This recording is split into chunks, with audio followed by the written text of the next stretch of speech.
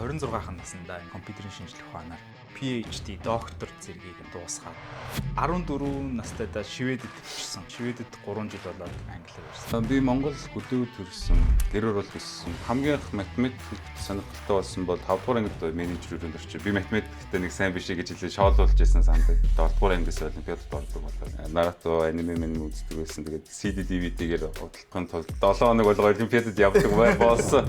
Докторын зэрэгтэй хүмүүс надад референс бичиж өгдөг хэлсэн байсан. Ийм их том хэмжээний импакт хийнэ гэдэг бол дадлага оюутнаас хүлээх зүйл байхгүй ерөөсөө бараг мөрөдөх зүйл биш.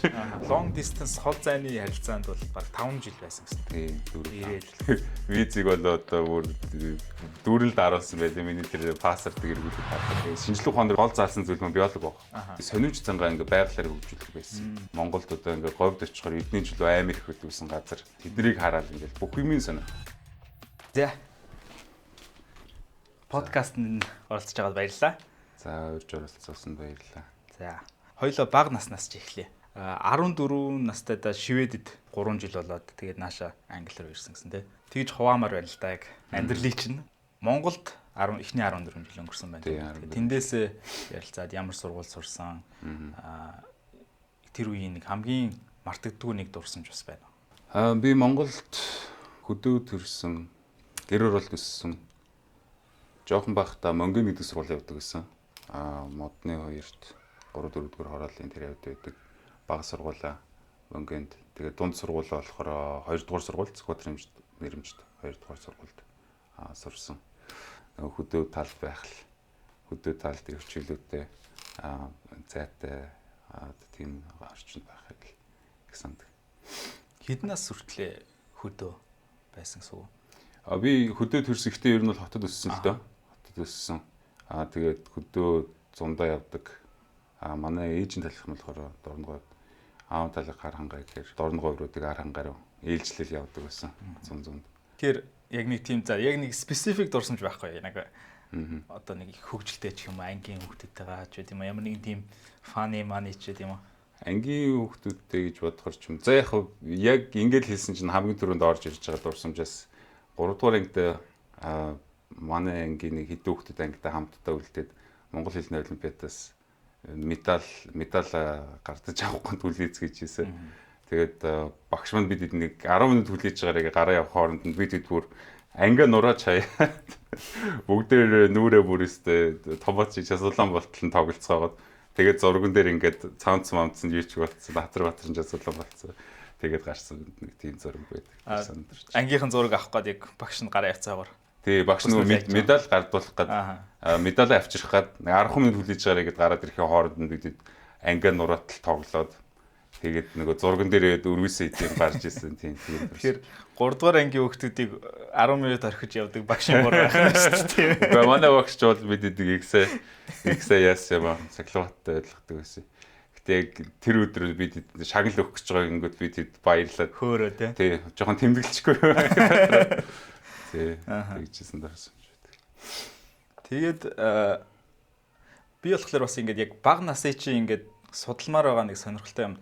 Нэгдүгээр би өөрөө ингээд сэтгэл зүйг аягүй сонирхдаг тий. Тэгэхээр нөгөө нэг юу гэдгийг хүний бага нас ч бас нэг юм formative тий яг хүнийг насанд хүрээд ингээд баг бүх насанд нь нөлөөлдөг факторууд явж байгаа шүү дээ. Тэгэхээр чиний хувьд одоо жишээ нь миний анзаарснаар тий 26 наснда ингээд PhD доктор зэргийг одоо ингээд дуусгаад тий. Тэр ч одоо зарим хүмүүс 10 жил зөвхөн PhD дээрээ зориулдаг хүмүүс байдаг.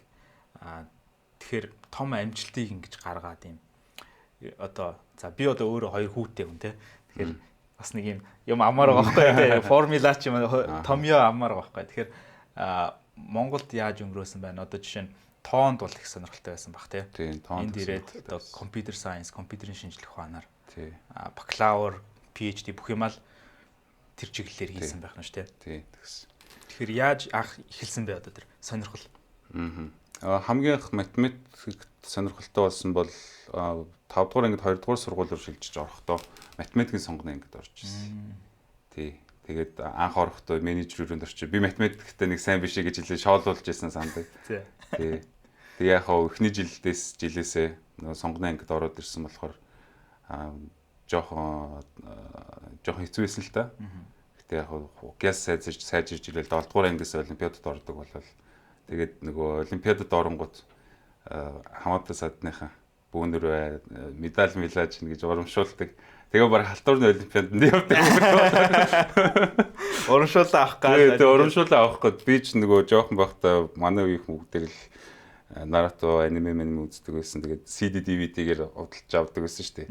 Тэгээд тэрийг авахын тулд ер нь бол 7 хоног болго олимпиадад явдаг болсон.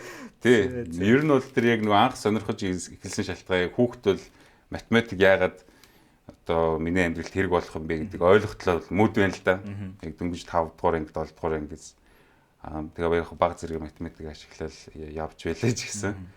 Тэгээд яг өөртөө яг нэг тийм одоо урамшаал тий юу урам өгч ин яг тэрийг дагаж явсаар байгаа л ер нь бол компьютерийн шинжилгээ ухаан руу тэгээ математикийн мөрөөр ер нь бол явсан да. Гэхдээ бас нэг тийм хүнд чинь нэг өгөгдөл вэжиж одоо миний хувьд бол математикийн олимпиадад орж үзэж исэн. Гэхдээ амжилт гаргаагүй.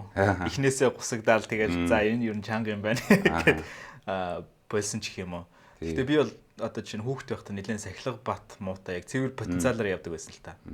Тэгэхээр чиний хувьд бол одоо жишээ нь тухайн үеийн өгөгдөл байна уу? Тийм хөдөлмөрч заанч байт юм уу те нэг work ethic бас байсан уу те? Би ер нь хүүхэд байхдаа бусад үеийнхэндээ харьцуулахад бол илүү сахилга баттай бол ялч байсан гэж бод. Гэрийн даалгаврыг тэр хаанаас үүдтэй яг хийдэг. Тэр бол ер нь бол зүгээр л яг одоо иргэн тойрны хүмүүсээс илэрхийлж жишээ авснаас тэгэл ээж аав эмээ ах эгч гэл бүгдээрээ ажиллаа яаж сахилга бат хийж ер нь бол тэгэл баг яг гэрийн сфер мөжлөл болж таарж байгаа. Гэхдээ яг хамгийн гол нэг онцгой хүнд хэлэх дуртай зүйл юу вэ гэвэл би ерөөсө багасаа нөгөө нэг одоо хятад солонгос хүүхдүүд чи айгүй олон тийм дугууланд явж байгаагүй нэг явж байгаагүй нэг илүү бүр ингэж өдөр болго нэг 10 цаг 5 цаг хэдэн цаг ч үдин те илүү сууж ингэж хичээл давтдаг байгаагүй ер нь бол өдөртөө нэг гэрийн даалгавраа л хийчихдэг гэсэн. Тэгээ яг хаяа нэг илүү олимпиад томроо нэг 2 цаг ч юм уу. Тэгээд яг тэгж айхтар хүүхдүүдэд адилхан дугуйлан одоо тийм илүү анги илүү дасгал хөөгөөг мөртлөө яаж амжилтанд хүрсэн бэ гэдээ эргүүлээ бодохоор би ингээд одоо хамгийн гол зүйлсийн нэг нь яг ингээд сониуч цангаа ингээд байгалаар хөгжүүлдэг байсан гэж нэг юм байгаа. Сониуч цангаа би ерөөсөө ингэж номноос ингээд хүн ингээд зураг харахаар хүүхэд ч анхудаага нөгөө нэг анхудаага л одоо жишээ нь ингээд анаа шиг гэдэг нэг юм үү те анхудаага харахтаа номноос харчаар тэр амт нь жинхнээсээ байдаг юм үгүй юм үнэмших үү гэдэг нь яг ингээд дотроо яг сэтгэл дотроо бол яг тийм яг гүн үнэмшилтэй биш байхгүй. Би яг ингээд амтны үрэл ингээд дараа нь яваад ингээд амтнуудыг ингээд хараад дэлфинийг би ингээд тоглолт үзснийхаа дараа би өмнө нь би зургийг үзчихсэн, бичлэгийг үзчихсэн, өчнөө юм үзчихсэн мөртлөө яг бодитоор хараад би бүр нотлогоог нь харсныхаа дараа би энэ зүйлд өөрийгөө итгэдэг гэж боддог байсан. Гэхдээ би өнөөдөр ингээд нүдээр хараад батлахад би ер нь өмнө нь хизээж үнэмшдэг байсан юм байна. Өмнө нь би энэ зүйлийг баг ингээд тийм юм байд юм шиг байна л гэдэг маягаар дотроо бодож явдаг байсан. Өнөөдөр би нүдээр хараад сүүлийн үед концептоор нь мэддэг байсан. Концептоор нь мэддэг байсан. Одоо ингээд өөрөө ингээд бодитоор харангуут би бүр яг жинхнээс үнэмшлээ гэж бодож исэн. Тэгээд багасаа нөгөө гол skeptical mindтэй байсан гэсэн үг те юмыг ингээд яг баталгаагийн нүдэрээ харахаас нааш нэг тийм баг зэрэг цаанаас би бол хүн болгоныг ер нь бол баг тийм гээд байдаг л гэж боддог.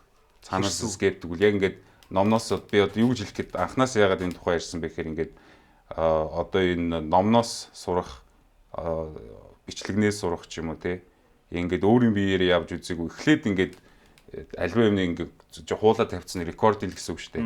Зурагч вэ, одоо бичлэгч вэ те. Нөгөө юмны бодит юмыг харахгүйгээр рекордонгоос ингээд сурах гэхээр хүн яг ингээд 100% үнэмшдэг үү, 100% сонирхдаг уу. Яг ингээд бодитоор харьцаж үзсний хажууд бол одоо илүү одоо хуурмагч тийм үү те. Нэг тиймэрхүү байдаг гэж боддог. Тэгээ би одоо ингээд хөдөө гадаагаар багада их аялсан. Монголд одоо ингээд говьд очихоор эдний чөлөө амар их хөдөлгсөн газар Жонш гэдэл одоо манд гэдэл хаасаагүй байдаг гэсэн. Тэднийг хараад ингээл бүх юмыг сонирх. Чулуужсан мод тэгэл гөрүүл мөрүүл гээл. Тэгэл байглаасаа сонирхож байгаа байхгүй. Шүн ингээл тэнгэрт одод гарахаараа тэр чинь хөдөө газар агаарын бохирдол байхгүй, гэрлийн бохирдол байхгүй болохоор тэнгэр бүр битүү од. Тийм битүү од харагддаг. Тэгэл тийм зүйлийг хараад ирэхээр бас ингээл өөрөө цаанаас нөгөө хүний ингээл асуулах гал ингээл аргадаж нэг үзэл нөгөө ном уншуулж үзэл тэ уран зохиол уншуулж үзэл яруу найраг уншуулж үзэл хүмүүс ингээл сонирхол төрүүлэх гэдэг ингээл ядаад юмнуудыг тийм газараар явах юм бол өмнө хинч надад хэлж байгаа байхгүй ингээл өөрөө ингээл асуувал явдаг байсан гэж эргүүлж боддог одоо. Тэгэхээр миний харж байгаагаар бол наадах чинь бол өгөгдлийн юм байна гэж бодоод байгаа байхгүй. Яг хүн болгон сониуч. Тэр бол яалтчгүй. Гэхдээ бүр нэг юм өөр төвшөнд байдаг ч юм уу те нэг одоо юу гэдгийг одоо цаанаасаа нэг юм шинжлэх ухаанч бодолтойч байт юм уу те. Эсвэл магадгүй бас гэр бүлийн одоо culture бүх юм нөлөөлөл авах та. Гэхдээ одоо жишээ нь тэр skeptical хэрсүү зан хүүхд байхасаа те. Миний бодлоор бол за бараг л ихэнх хүүхдүүд за пингвиний зураг үзүүлэлээ пингвин гэж амтан байдаг гэж хэллээ. Тэгэл окей гэж итгэл авчдаг гэж би бол бодож байгаа байхгүй.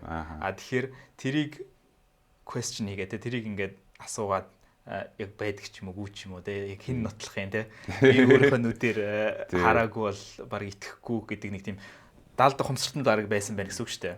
Тэгэхээр чин тэр бол нэг тийм тохиргоот л байж л өөрөө заавал ингээд нүдэрээ харсан юмдаа л итгэх гэсэн тийм тохиргоо байж л. Тэгэхээр би бас нэг зөх хэмжээнд бас тийм болохоор бас одоо чинь бит хоёрын сонирхол юмуд айгүйх олон давхцсан юмуд бас байна л да. Одоо жишээ нь би бас компьютерийн шинжлэх ухаанд бас их сургуульдаа сурж исэн. Зураг бас зурдаг юм шиг үлээ тийм үү. Би бас багасаа зураг зурдаг байсан. Тэгээд тулааны урлагаар бас хичээлдэг. Одоо жудогийн хар бүстэй. Тэмцээнд бас амжилт гаргаад Английн аврагт ороод. Тэгээ Англи улсын аврагаас 2022 онд хүрэл медаль. Авсан. Тэгээ шигшээ багт нь. Тэгэхээр чинь бас өндөр амжилт гаргаад одоо энэ PhD-гийн хажуугаар бас тэгэхээр ер нь бол одоо миний харж байгаагаар бол type A personality байна. Тэр нь одоо ингээд юмыг ингээд өөрийгөө ингээд шахдаг нэг тийм шаргуу. Дээрээс нь ингээд бас сониуч. Тэгээ дээрээс нь бас баг зэрэг юм урлагийн одоо тийм мэдрэмжтэй ч юм уу зураг зурны тулааны урлагийн гэдэг чинь тэр талыг харуулж байгаа байхгүй тий. Тэгэхээр эднэр нийлээд магадгүй одоо энэ PhD-г чинь хийсэн одоо энэ сонголтыг магадгүй гаргахад хүргэсэн бах гэж би бол одоо харж ил та. Тэгэхээр ерөнхийдөө анханасаа тэр computer science сонирхолтой байсан. За тооны олимпиадад гэж урамшиж ордог байсан юм байна тий. Тэгэхээр тэрнээс цаашаа ингээд за Шведэд очиод яасан. Хичээл ном яасан тий. Англид ирээд бас бакалаврын хийхдээ хүртэл dissertation чинь юм уу одоо төслийн ажил чинь бас мундаг шагналын дээр аваад явсан юм байлаа шүү дээ. Тэгсэн. Тий. Тэгэхээр тэднийг ингээд баг ингээд тайлъя л да. За тий. За Шведээс эхлэе. За Шведд очиод 10 жилд орсон тий. Тий, Шведд очиод ахлах сургуульд орсон. Одоо монголоор бол 10, 11, 12 дугаар анги гэсэн үг юм тий. International Baccalaureate program байдаг. Эндхийгээр A-level-тэй төстэй төвшний. Энд чи бас IB гэж байдаг. Энд сонголтоор хэлж болдог. Одоо жишээ нь миний тэр физикийн IB номыг манай физикийн багш намайг ав гэж авахулчихсан. Тэрнээс биш энд бол AQA гэдэг систем өөр юутай. A-level гэдэг. Тий, энэ яг миний баг уншижсэн баг ном юм байна да тий. 6 хичээл сонгоод яг дунд сургуульд бол нэг 10 хичээл үзэж хагаад ахлах сургууль орохдоо 6 хичээл сонгоод 3-ыг нь илүү сонгон төвшөнд сонгоод тэгээд үлдсэн 3-ыг нь болохоор стандарт төвшөнд тэгээд явдаг тийм хөтөлбөрт сурж ирсэн. Тийм Монголоос очиход амархан байсан уу тоомоо эсвэл өөрөөс Шведийн хараа хэцүү юу? Монголоос очиход тэр их сонирхолтой шүү. Хамгийн түрүү математик л амархан байсан. Би бол ерөөсө 2 жил математик дээр баг юуч хийгэв. Жохо харамсалтай. Яг гэвэл би тэр үед яг нөгөө дөнгөж ирчээ аваад явж ирсэн. Би Монголд байсан бол ч юм уу. Эсвэл өөр нэг математикийн сонгоны одоо төвшин өндөр газар байсан бол нөгөө бүр дээшгээ хоцрогдуулсан байх. IMO International Math Olympiad гэдэг байдаг те. Бүр тийм зэрэг рүү хүртэл явах хүсдэг байсан тухай үед те. Тийм. Гэхдээ тэгээд Шведэд ирээд математикийн төвшин бүр 2 жилээр хоцрогдсон санагдсан. Тэгэхээр би өөрөө 2 жил баг юм хийгээв. Би өөрөө сонгоно ангид байсан л та. Тэгээд тэр маань маш том давуу тал болж өгсөн зүйл юу вэ гэвэл би одоо тэгээд хамаг байдгаа хэл сурахтаа тэгээд нөгөө шинээр өөр шинжлэх ухаануудыг илүү гүнзгий сурахтаа зарцуулж ирсэн тийм. Тэгэхээр тоон дээр бол шивэд хүүхдүүд чиний төвшөнд гүйцэж иртэл тэр хугацаанд нь хэл мэл сурах. Тий. Хичээлч болохоор англи хэл дээр ордог байсан. Тий, хичээл англи хэл дээр би бас эхний яг нэг жилдээ бас зүгээр шивэдийн сургуульд байсан. Яг тэр international baccalaureate руу орохоос өмнө. Тэгээд шивэд хэлэн дээр бас баг зэрэг суралцж явсан үе байгаа. Тэгээ ахлах сургууль дээр болохоор яг IB руугаа орсон нь болохоор англи хэлтэй. Гэтэ шивэд хэл миний сурдаг байсан. Одоо хичээлүүдийн нэг юм байсан. Тий. Тэгээд тэнцээ ерөнхийдөө бусад сонирхлуудаа баг зэрэг нээсэн гэсэн үг. Одоо яг computer science гэдэг юм руу яг яаж орсон бэ? Шивэд очихороо шивэдийн боловсролын би одоо ингээ 3 өөр боловсролын системээр явж үзсэн байгаа. Манай Монгол боловсролын систем шивэдэг бодвол арай л биш шахдаг. Гэхдээ тэр бол одоо Монголын онцгой шивэд бусад орныг бодох юм бол ер нь бол хаарцсангууд их тийм одоо тийм сул хүүхдүүдийн нэг шахдаг. Гэрийн даалгаварч өгдөг баг ихэнх хичээлүүдэд нь тийм байдаг. Тийм болохоор тэр үедээ өстөө 9 шидэ юм оролдож үзэх цаг хугацаатай боломжтой болоод хүүхдүүдэд ингээд гэрийн ажлыг шаардлагагүй байх арга хэмжээг нь авдаг. Тэгээ ер нь бол тэгэл 18-аас доош насны хүүхдүүд бүх юм үнэгүй байдаг. Мөнгөний шаардлага байхгүй. Бүх юм үнэгүй байдаг. Баг бүх юм үнэгүй. Сургууль үнэгүй байдаг. Сургууль нь өөрөө хоолтой. Хоол, лунч нь одоо буфе байдаг. Одоо хүссэн хэмжээгээр идэж болдог ч гэдэм үү. Тэгээд одоо за яг унааны хувьд бол их маш их амьдралтай. Тэгээд музей ялангуяа юм боловсралтай хамааралтай юм дээр явахдаа бүх юм үнэгүй. Тийм бол их сурвалж гэсэн үнэгүй байдаг шүү дээ. Шивэд иргэдтэй бол. Яагаад шивэд рүү хүмүүс шуураад байдгийг ер нь бол ойлгосон. Тий. Хүүхэд байхад бол шивэдэд бол ер нь бүх юм тий. Яг тэр чинь ингээд хүүхдэд ингээд төвлөрөх бүрэн боломж олгож байгаа юм л да. Тий. Тэгээ наад би өөрөө яг тийм Монголд байсны бас нэг давуу тал маш тийм хурц зорилготой өрсөлдөөнч тийм болж өссөн байсан. Ерөөсөө л өрсөлдөөнөөс хоошоо суухгүй. Тэгэл анх очивол би ингээл ангийнхнаас танаа ингээ одоо бэст юм бэ гэж асууж байгаа байхгүй. Тэгэхэд шивэдийн хүүхдүүдийн одоо философи нь болохоор шал өөр. Бид нэр бүгдээрээ тэнцүү бидний нэг үгээс илүү хүс юм байхгүй. Би тэнгуут нь би юу яриад байгаа. Юу яриад. Шоолоод инээжсэн тухай үедээ. Тэг эргүүл бодохоор яг тэр хүүхдүүд юу яриадсан тэр философиг би одоо ойлгочлаа юм л та. Тэгээ одоо бас тэр философи маань ч гэсэн өөр надад ч гэсэн тодорхой хэмжээгээр шингэсэн байгаа. Гэтэ яг тийм өрсөлдөөнч фокустэй зорилготой би Монголд байж байгаад шивэд баг зөөлөлсөн байх нь шүү. Тэгээ шивэд ингээд байх нь шүү дээ. Тийм тэлээд тэгээ дээрээс нь надад бүр зорилго дээр бүр мөсөн ямар ч одоо юугүйгээр одоо садаагүйгээр төвлөрөх боломж олгож байгаа. Тийм болохоор шивэдэд би ерөөсөө сургуультаа зэрэг нэг 100% анхаарсан. Яг анхудаага бүр одоо тултлал яг хичээж үзчихсэн бол яг тэр IB-гийн сүүлийн жилээс эхлээл яг тултлаа.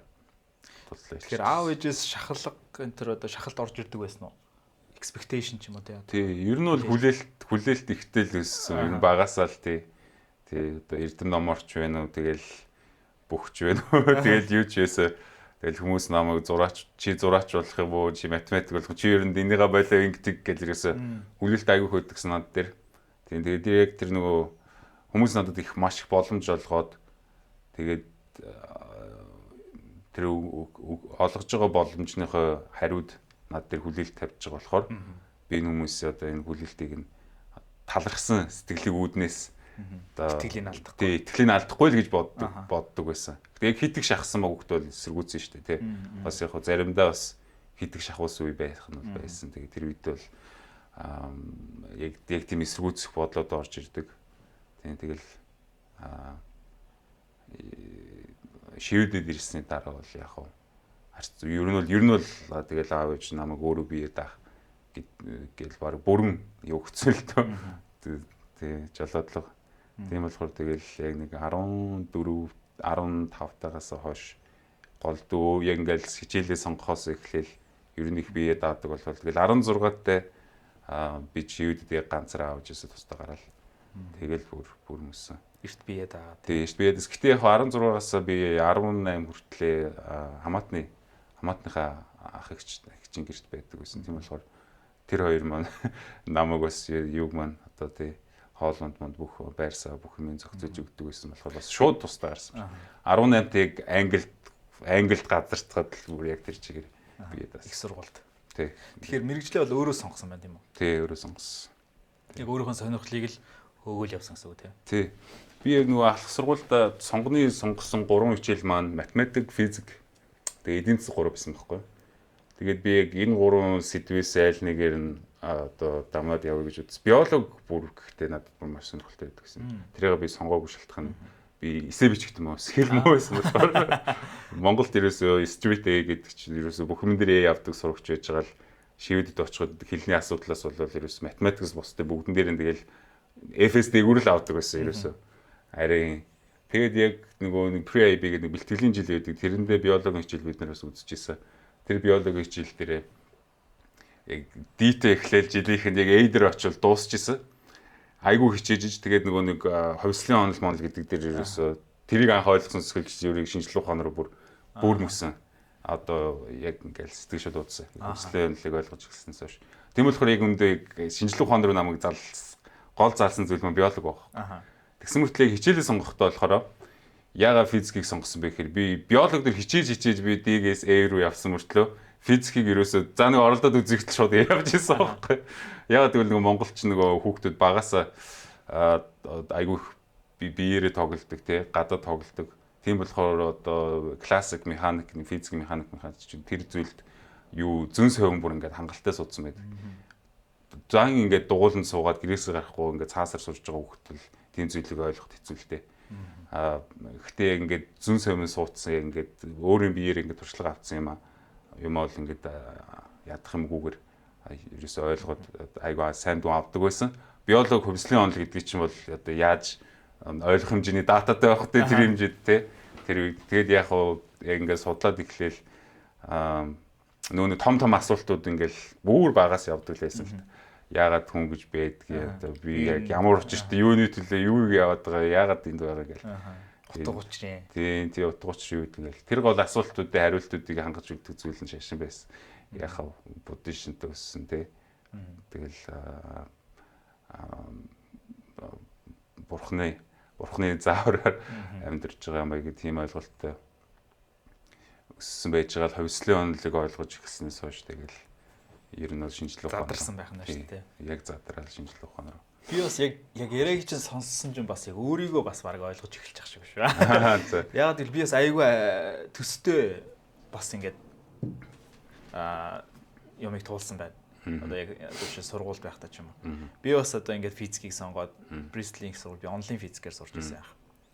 Яг тэр хүртэл одоо ингээд бас яг би бас биологид сонирхолтой байсан уулна. Тэгээ бас яг 13 тад англид ирсэн болохоор бас нөгөө хэлний бэрхшээлээс болж биолог дээрээ яг тэр бие даалтуудыг хичгэд асуудалтай. Багшаасаа зүхтаагаад хөө юм болдог гэсэн. Тэгэхээр тэр үед яг тэрнээс болж бас уул нь яг тухайн үед би эмч болно энэ гэж боддог байсан юм. Тэгэхэд чинь биологи хамгийн чухал байхад яг хим биолог дээрээ бас тиймэрхүү хэлний асуудлаас энэ бас болж яг физик тоо шиг тийм өндөр дүн авч чадаагүй. Тэгэл яг 10 жилийн одоо GCSE A level дээр тоон дээр A star гэдэг хамгийн өндөр дүнийг ингээд баг хичээхгүй авчиж байгаа болохоор ингээд чиг нь тийшээгээ явцсан.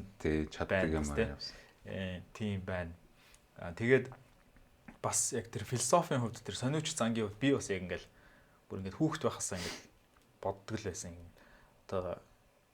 Одоо яагаад би оршдог юм ч гэдэм үү те. Утга учир нь юу юм ч гэдэм үү.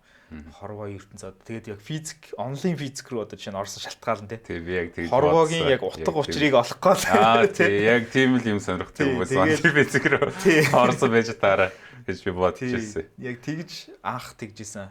Тэгээд дараа нь нэг жоохон практик руу орж ирээд тэгээд миний хувьд одоо чи тэр онлайн физикийг сурж байхад 8 хон онлайн физикийн оюутан байхад бүгд гүнзгий тоо модуль сонгож байхад би ганцаархнаа сэтгэл зүй psychology сонгож ирсэн байна. Тэгээд тэр яг тэр үед миний одоо уншдаг номнуудын сонирхол бас нөлөөлөд тэгээд тэр нь ингээд бизнес, сэтгэл зүй, тиймэрхүү юм руу ингээд жоохон чиглүүлээ явцсан. Зөв. Тэгээд тэрнээс хойш одоо ингээд баг зүгээр дипломгүй сэтгэл зүйч шиг л ингээд сэтгэл зүй сонирхоо яваад байдаг. Тэгээд тийм тэгсэн байна. Тэгээд бас яг ингээд бас яриагээ чи ингээд сонсоход бас ингээд төстэй юм туулсан хүний хувьд бас яг ингээд бас өөрийгөө бас илүү ойлгож байна л да. Тий. За тэгээ хоёлаа за Шведэд игсэн байна. Тий. Шведээс тэгээд Англид King's College дуу Imperial дуу King's College-д анх undergrad хийжсэн. Бүр бакалавраасаа бүх юм л King's College хийсэн юм шүү дээ. PhD нь болохоор Imperial King's College хоёуланд нь гэсэн. Тэгэхээр King's College чинь бас одоо мэдгүй хүмүүст бол Английн топ одоо их сургуулиудын нэг, дэлхийн шилдэг их сургуулиудын нэг. Би бол King's College-д лекц мэгцэнд очиж сууж исэн. Яг King's College-д бас applied хийсэн миний сонголтуудын нэг байсан. Тэгэхээр King's College-д орох бас хит рүү applied хийж орсон уу? Эсвэл шууд King's College гэж орсон уу? Тэгээ би Америк руу нэлээд олон сургууль руу apply хийсэн. SAT шалгалт гэж бүр 4 цагаас сэрэл хотын төврөөр Стокгольмд яваал тэгэл хийж илаа. Стокгольмоос Малмö гэдэг газар лөө одоо бүр хот руу 3-4 цаг тренер явж хоноод тэгээд энэ Oxford Imperial 2-т шаардлагатай MIT математикийн шалгалтаас өгч илаа. Тэгээ олон сургуульд ер нь аль аль нь руу л үзчихсэн. Тэгээд компьютерийн шинжилгээ ухаан сонгосныхаа дараа UK-д нэг 5 сургуульд UK-саар нэг 5 сургуульд хүсэлт явуулж болдог үлээ тий. Тэгээ хүсэлт явуулсныг 2 нь л ер нь зөвшөөрчихсэн. Нэг нь St Andrews байсан. University of St Andrews. Computer Science чиглэлээр болохоор илүү өндөр шансаатай. Бүр дэлхийн 1-2-т Imperial Oxford-оос ч дээгүүр ордог байсан. Гэхдээ King's College руу орсон шалтгаан болохоор дэлхийн шансаагаараа шилдэгээс 19-т орчихсон тухай тий. Тэгээд тэтгэлэг авахын тулд дэлхийн шансанд дээгүүр. Тэгээ нэг Монгол тухай үед ч нэг дэлхийн шилдэг сургуульд орох юм тэтгэлэг өгдөг. Тийм дэлхийн шилдэг 100 сургууль. Тэр тэтгэлгээр тодорхой юм шүү. Тийм тэтгэлгээр орчихсон. Тэгэхээр би харин нэг хин Дөлгөөн Бат Дөлгөөн би хэлээдсэн байхгүй. Тэр үнгүү сурдаг их сургууль сурдаг Шведээс мөнгө төлөн барин энд өрөнд орон барин яах гэж ирсэн юм бэ гэдээ асуусан. Тэгэхээр чиний хувьд бол тэтгэлгээр ирсэн байх нь шүү дээ. Тийм би тэтгэлгээр ирсэн. Тэгээд тэгэхээр танаа эхнэр та хоёр Шведэд танилцсан. Бүр өсвөр насндаа. Тэгэхээр long distance хол зайны харилцаанд бол баг 5 жил байсан гэсэн үү? Тийм 4 жил. Тэгэхээр тэр бол бас хэцүү юм. Тэр бол ярилтгүй. Тэр бол ярилтгүй хэцүү байсан. Тэр даун гэдэг чинь бас амар шүү дээ. Тийм. Тэр ч одоо статистикийн хувьд 5 жилийн хугацаанд ихэнх нь гусагдж байгаа шүү дээ. Тийм. Бид өөрөختөө яг Швед Лондон хоёрын зай яг тийм гайгүй яг 2 сард нэг нисч очдөг байсан. Тэгэл за 2 сард маш их ажил болгож л ерөөсөө визиг бол одоо бүр дүүрэлд харуулсан байлээ миний тэр пассвортыг эргүүлээд харахад. Буцаад Швед рүү орох виз гэж авах уу те? Тий. Шенгений визтэй Швед рүүгээ явах виз авдаг. Тий. Тэгж Швед рүү. Тэгэл байнгын Шведэд бол холбоотой буцаж очдөг байх нь. Тий. Шведэд бол ер нь бол undergrad хийж их үед, бакалавр хийж их үед бол нэрээ яг л хагас Швед. Удлаа тий хагас Шведэд 3 сар удлаа гэд 3 сар болоод Швед явдаг гэсэн. Тэрнээс биш яг 2 сард. Тэгэл яг сүүл рүүгээ бүр хэцүү болоод ирэнгүүт баг сард нэг явдаг болов яв. Тэгэл сүүлдээ тэгэл яалтчгүй цуг амьдрыг л PhD ихний үед нь ковид гарцсан байсан. Би Шведэд очиод тэгээд Шведэд хамт амьдарч байгаад хамт Лондонд үжирсэн. Тэг би бас одоо яг Бристолд нэг ганц жил хүрэхгүйгээр сурж ахт л тухайд тэр чинь яг автобусаар 4 цаг явдаг long distance тоо аахгүй. Одоо их нартайгаа тухайд найз охин байсан. Тэр үед л надад бол чанга санагддаг байсан. 2-7 хоногт нэг ч юм уу 7 хоногт нэг автобусаар тэгэл 4 цаг санаж гэнэ. Тэгдэг байсан. Тэгэхээр 5 жил гэдэг бол надад бол тий. Тэгээд шууд бакалавра төгсөөд шууд баг хөгжлүүлээд ажил хийхийн оронд ч үгүй юм. Ажлын дээр гарахын оронд шууд PhD рүү магистрийг алгасан. Одоо би бол ийм түүх сонсоогүй юм байна л да. Тэгэхээр энэ шийдвэр хаанаас гарав? Юу болов те яаж ингэж вэ? Би юунд их яарав? Энэ бол яг яарсандаа бол биш ээ. Харин эсэргээрээ. Яг тэгвэл би Computer Science бакалавр зэрэг хөтөлбөр маань өөрөө 3 дугаар курстэй 1 жил Industry Placement гэдэг дадлагын ажил хийдэг тийм хөтөлбөр байсан. Тэгээ бид нар хөтөлбөрийнхөө жилийг Bank of America Merrill Lynch гэдэг одоо investment банкын салбарт нь ажиллаж software engineer ер нь бол ерөнхийдөө үүрэгтэй ажиллаж өнгөрөөсөн. Тэгээд эхний 6 сар бол яах вэ? 6 сар ч юм уу одоо эхний 3-4 сар юм байна. Айгүй их юм шинээр сураад ингээд сургуулаас ажлын төлбөр рүү ингээд шилжих хооронд сурах юм их байжгаад тэгэл ерөөсөө гинт нэмж сурах юм байхгүй болоо. Плату. Тий, плату. Тэгэл ерөөсөө ажил маань нэгэн хэв юм болол. Тэгээд одоо яг үнэндээ ингээл graduate оюутнууд ингээд сургуулиуд төгссөн оюутнууд бас ингээл зэрэг хажууд ажиллаж исэн. Бид нартэйг адилхан хэмжээний ажил хийж исэн. 2 дугаар курсын дараа гэхэд бид нэр бол King's College-д бол эхний 2 жилдээ software engineering дээр төлхөө шахдаг болохоор бүр software engineering-ийн суурь бүр solid тавигдсан байдаг. 3 дахь жилдээ л одоо AI гэдэг илүү наривчлсан сэдвээс ордог гэсэн болохоор тийм болохоор ерөнхийдөө бол software engineering одоо entry role хийхэд бол хангалттай чадвартай мэдлэгтэй болцсон байсан гэсэн үг тэр үедээ. Тэгэл ерөнхийдөө бол ойлгосон л доо яг нэгэн давтамжтай магийн хийхээс ерөнхийдөө л өөдсөн гэх үү. Би тэгэл өөрөө яг ингээл өнгөрч байгаа юм шиг л дээ. Яг олон гавьястай шилдэг их сургуулийн оюутнууд ороод бид нар бүгдээ яг л адилхан тийм гомдолтой байсан. Яг ингээд өөддөг. Тэгээд бас дээрэс нь нөө менежерүүд ч өөрсдөө чухал ажлуудтай байх үед дадлагын оюутанд бас ажил гаргаж өгөхөө хаяа тоохгүй орхоо. Тэгээд заримдаа бүр одоо хагас сар ч юм уу бүтэн сар хүртэл менежер ингээ хийгсэн юм байхгүй. Явдаг. Тийм одоо том компани бас нэг юм жижигхэн пис болчихоор ч юм бас тий. Тэгэхээр их сонирхолтой ингээд сонир мэдрэмж төрдөг юм л дээ. Надад ч биш. Би манай нэг адилхан байсан адилхан оюутнууд ч гэсэн адилхан ярьцгаас одоо ингээд цалин зүгээр суугаа цалин авахаас гимших. Тийм нэг төрлийн тийм нэг сонир мэдрэмж байна. Бас мэдээж өөдөх мэдрэмж байна. Тэгэл одоо утга учиргүй санагдах мэдрэмж гээл тий. Нэг барын амд гараа ихээс буцахгүй байна. Тий. Бүр яг ингээд потенциалыг одоо үрээд байгаа юм шиг санагдав. Тий, өөр яг тий хамгийн гол нь потенциал үрж байгаа юм шиг бас тийм мэдрэмж төрж ирсэн. Тэгээд эхний хагастай нэг тиймэрхүү яг хагас дээр плату үүссэн байж байгаа. Дараагийн хагасаас яг илүү манай баг бүр ингээд нөгөө дотоод одоо компани дотроо ийм платформ хөгжүүлсэн. Одоо ихэнх компаниуд бол ингээл cloud технологи ашиглаад өөрсдийнхөө компьютерийн ажлуудаа гүйцэтгэдэг одоо cloud дээр ингээд хоол байгаа өөр компаниудын компьютер дээр өөрсдийнхөө тооцоолуудыг хийдэг гэсэн үг л дээ. Манай Bank of America болохоор мэдээж аюулгүй байдал одоо privacy те хувийн минь нууцлал гэх юм чинь бүр маш чухал болохоор тэгдэггүй яг өөрсдөө дотроо тийм платформ хөгжүүлсэн. Ер нь бол ингээд компьютер ажил хийдэг хийж барьдаг ажлуудаа. Тэгээд тэр платформоо хөгжүүлдэг тийм багтны ажилд ороод хоёр хэсэгтэй хоёр хэсэгтэй тийм багт ороод нэг хэсэг нь болохоор илүү тийм software engineer ажил хийдэг. Нөгөө хэсэг нь болохоор дан ийм докторийн зэрэгтэй хүмүүс ажилтдаг. Тэгээд илүү тийм одоо бүр юм foundational level ажлуудыг нэг ингэж дааж хийдэг тийм хүмүүсийн баг гэдэгсэн. Тэгээд би эхний хагаст нь software engineering талдаа ажиллаад тэг ерөнхийдөө л яг ингээл хөрөх хэцэгтэй өрөөл ойлгоцсон байжгаад дараагийн хагаст нөгөө хагастайгаа ажилласан байхгүй. Тэгээ докторийн зэрэгтэй хүмүүстэй ажиллаад судалгаа анх биш хийж үзээд намайг ингээд ийм тэд нар өөрсдөө нэг data serialization scheme гэдэг чинь одоо датаг ингээл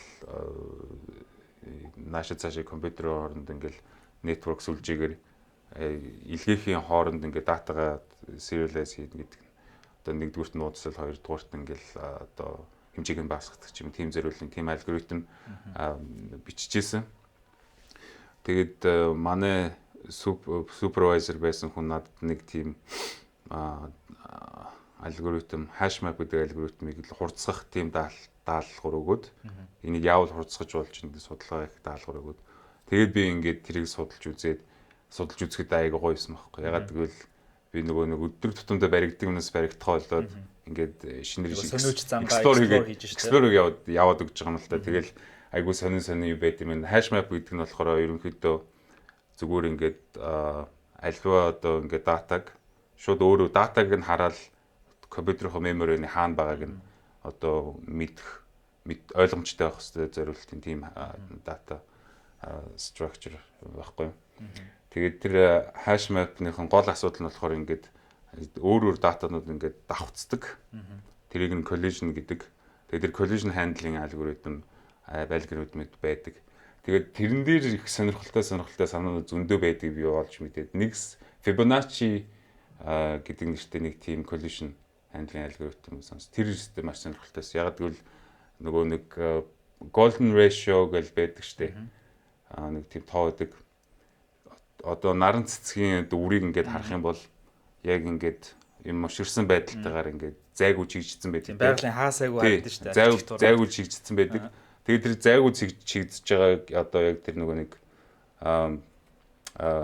чигжиж таарсныг ингээд таарсных нь одоо яг юу хоорондох үр хоорондынх нь ингээд юг хэмжээд үзэхэд өнцгийг хэмжээд үзэхэд байглаас яг тэр нөгөө golden ratio та хамааралтай тийм байсан. Тэр санаан дээрээс тулгуурлаад хийсэн тийм одоо алгоритм байна гэл тэр мэрийг үзэл би бүр тэрнийхээ тухай бүр айгуу тийм passionate болоод тэгээ хүмүүс жинхэнэ нөгөө математик, философи, байгалийн ухаан ингээд бүх юм ингээд яагаад тэгэхээр тийм юм бүр ингээд оюун санаа ингээд хутгаад ирэхээр надад гоё яваад байгаа байхгүй ойлгох ажилуулад ирэхээр л тэгэл тиймэрхүү юм илүү сонирхолтой байдаг юм байна гэж ойлгоо. Тэр алгоритмаар турш үзэхэд шууд 2 дахин хурцсаж исэн.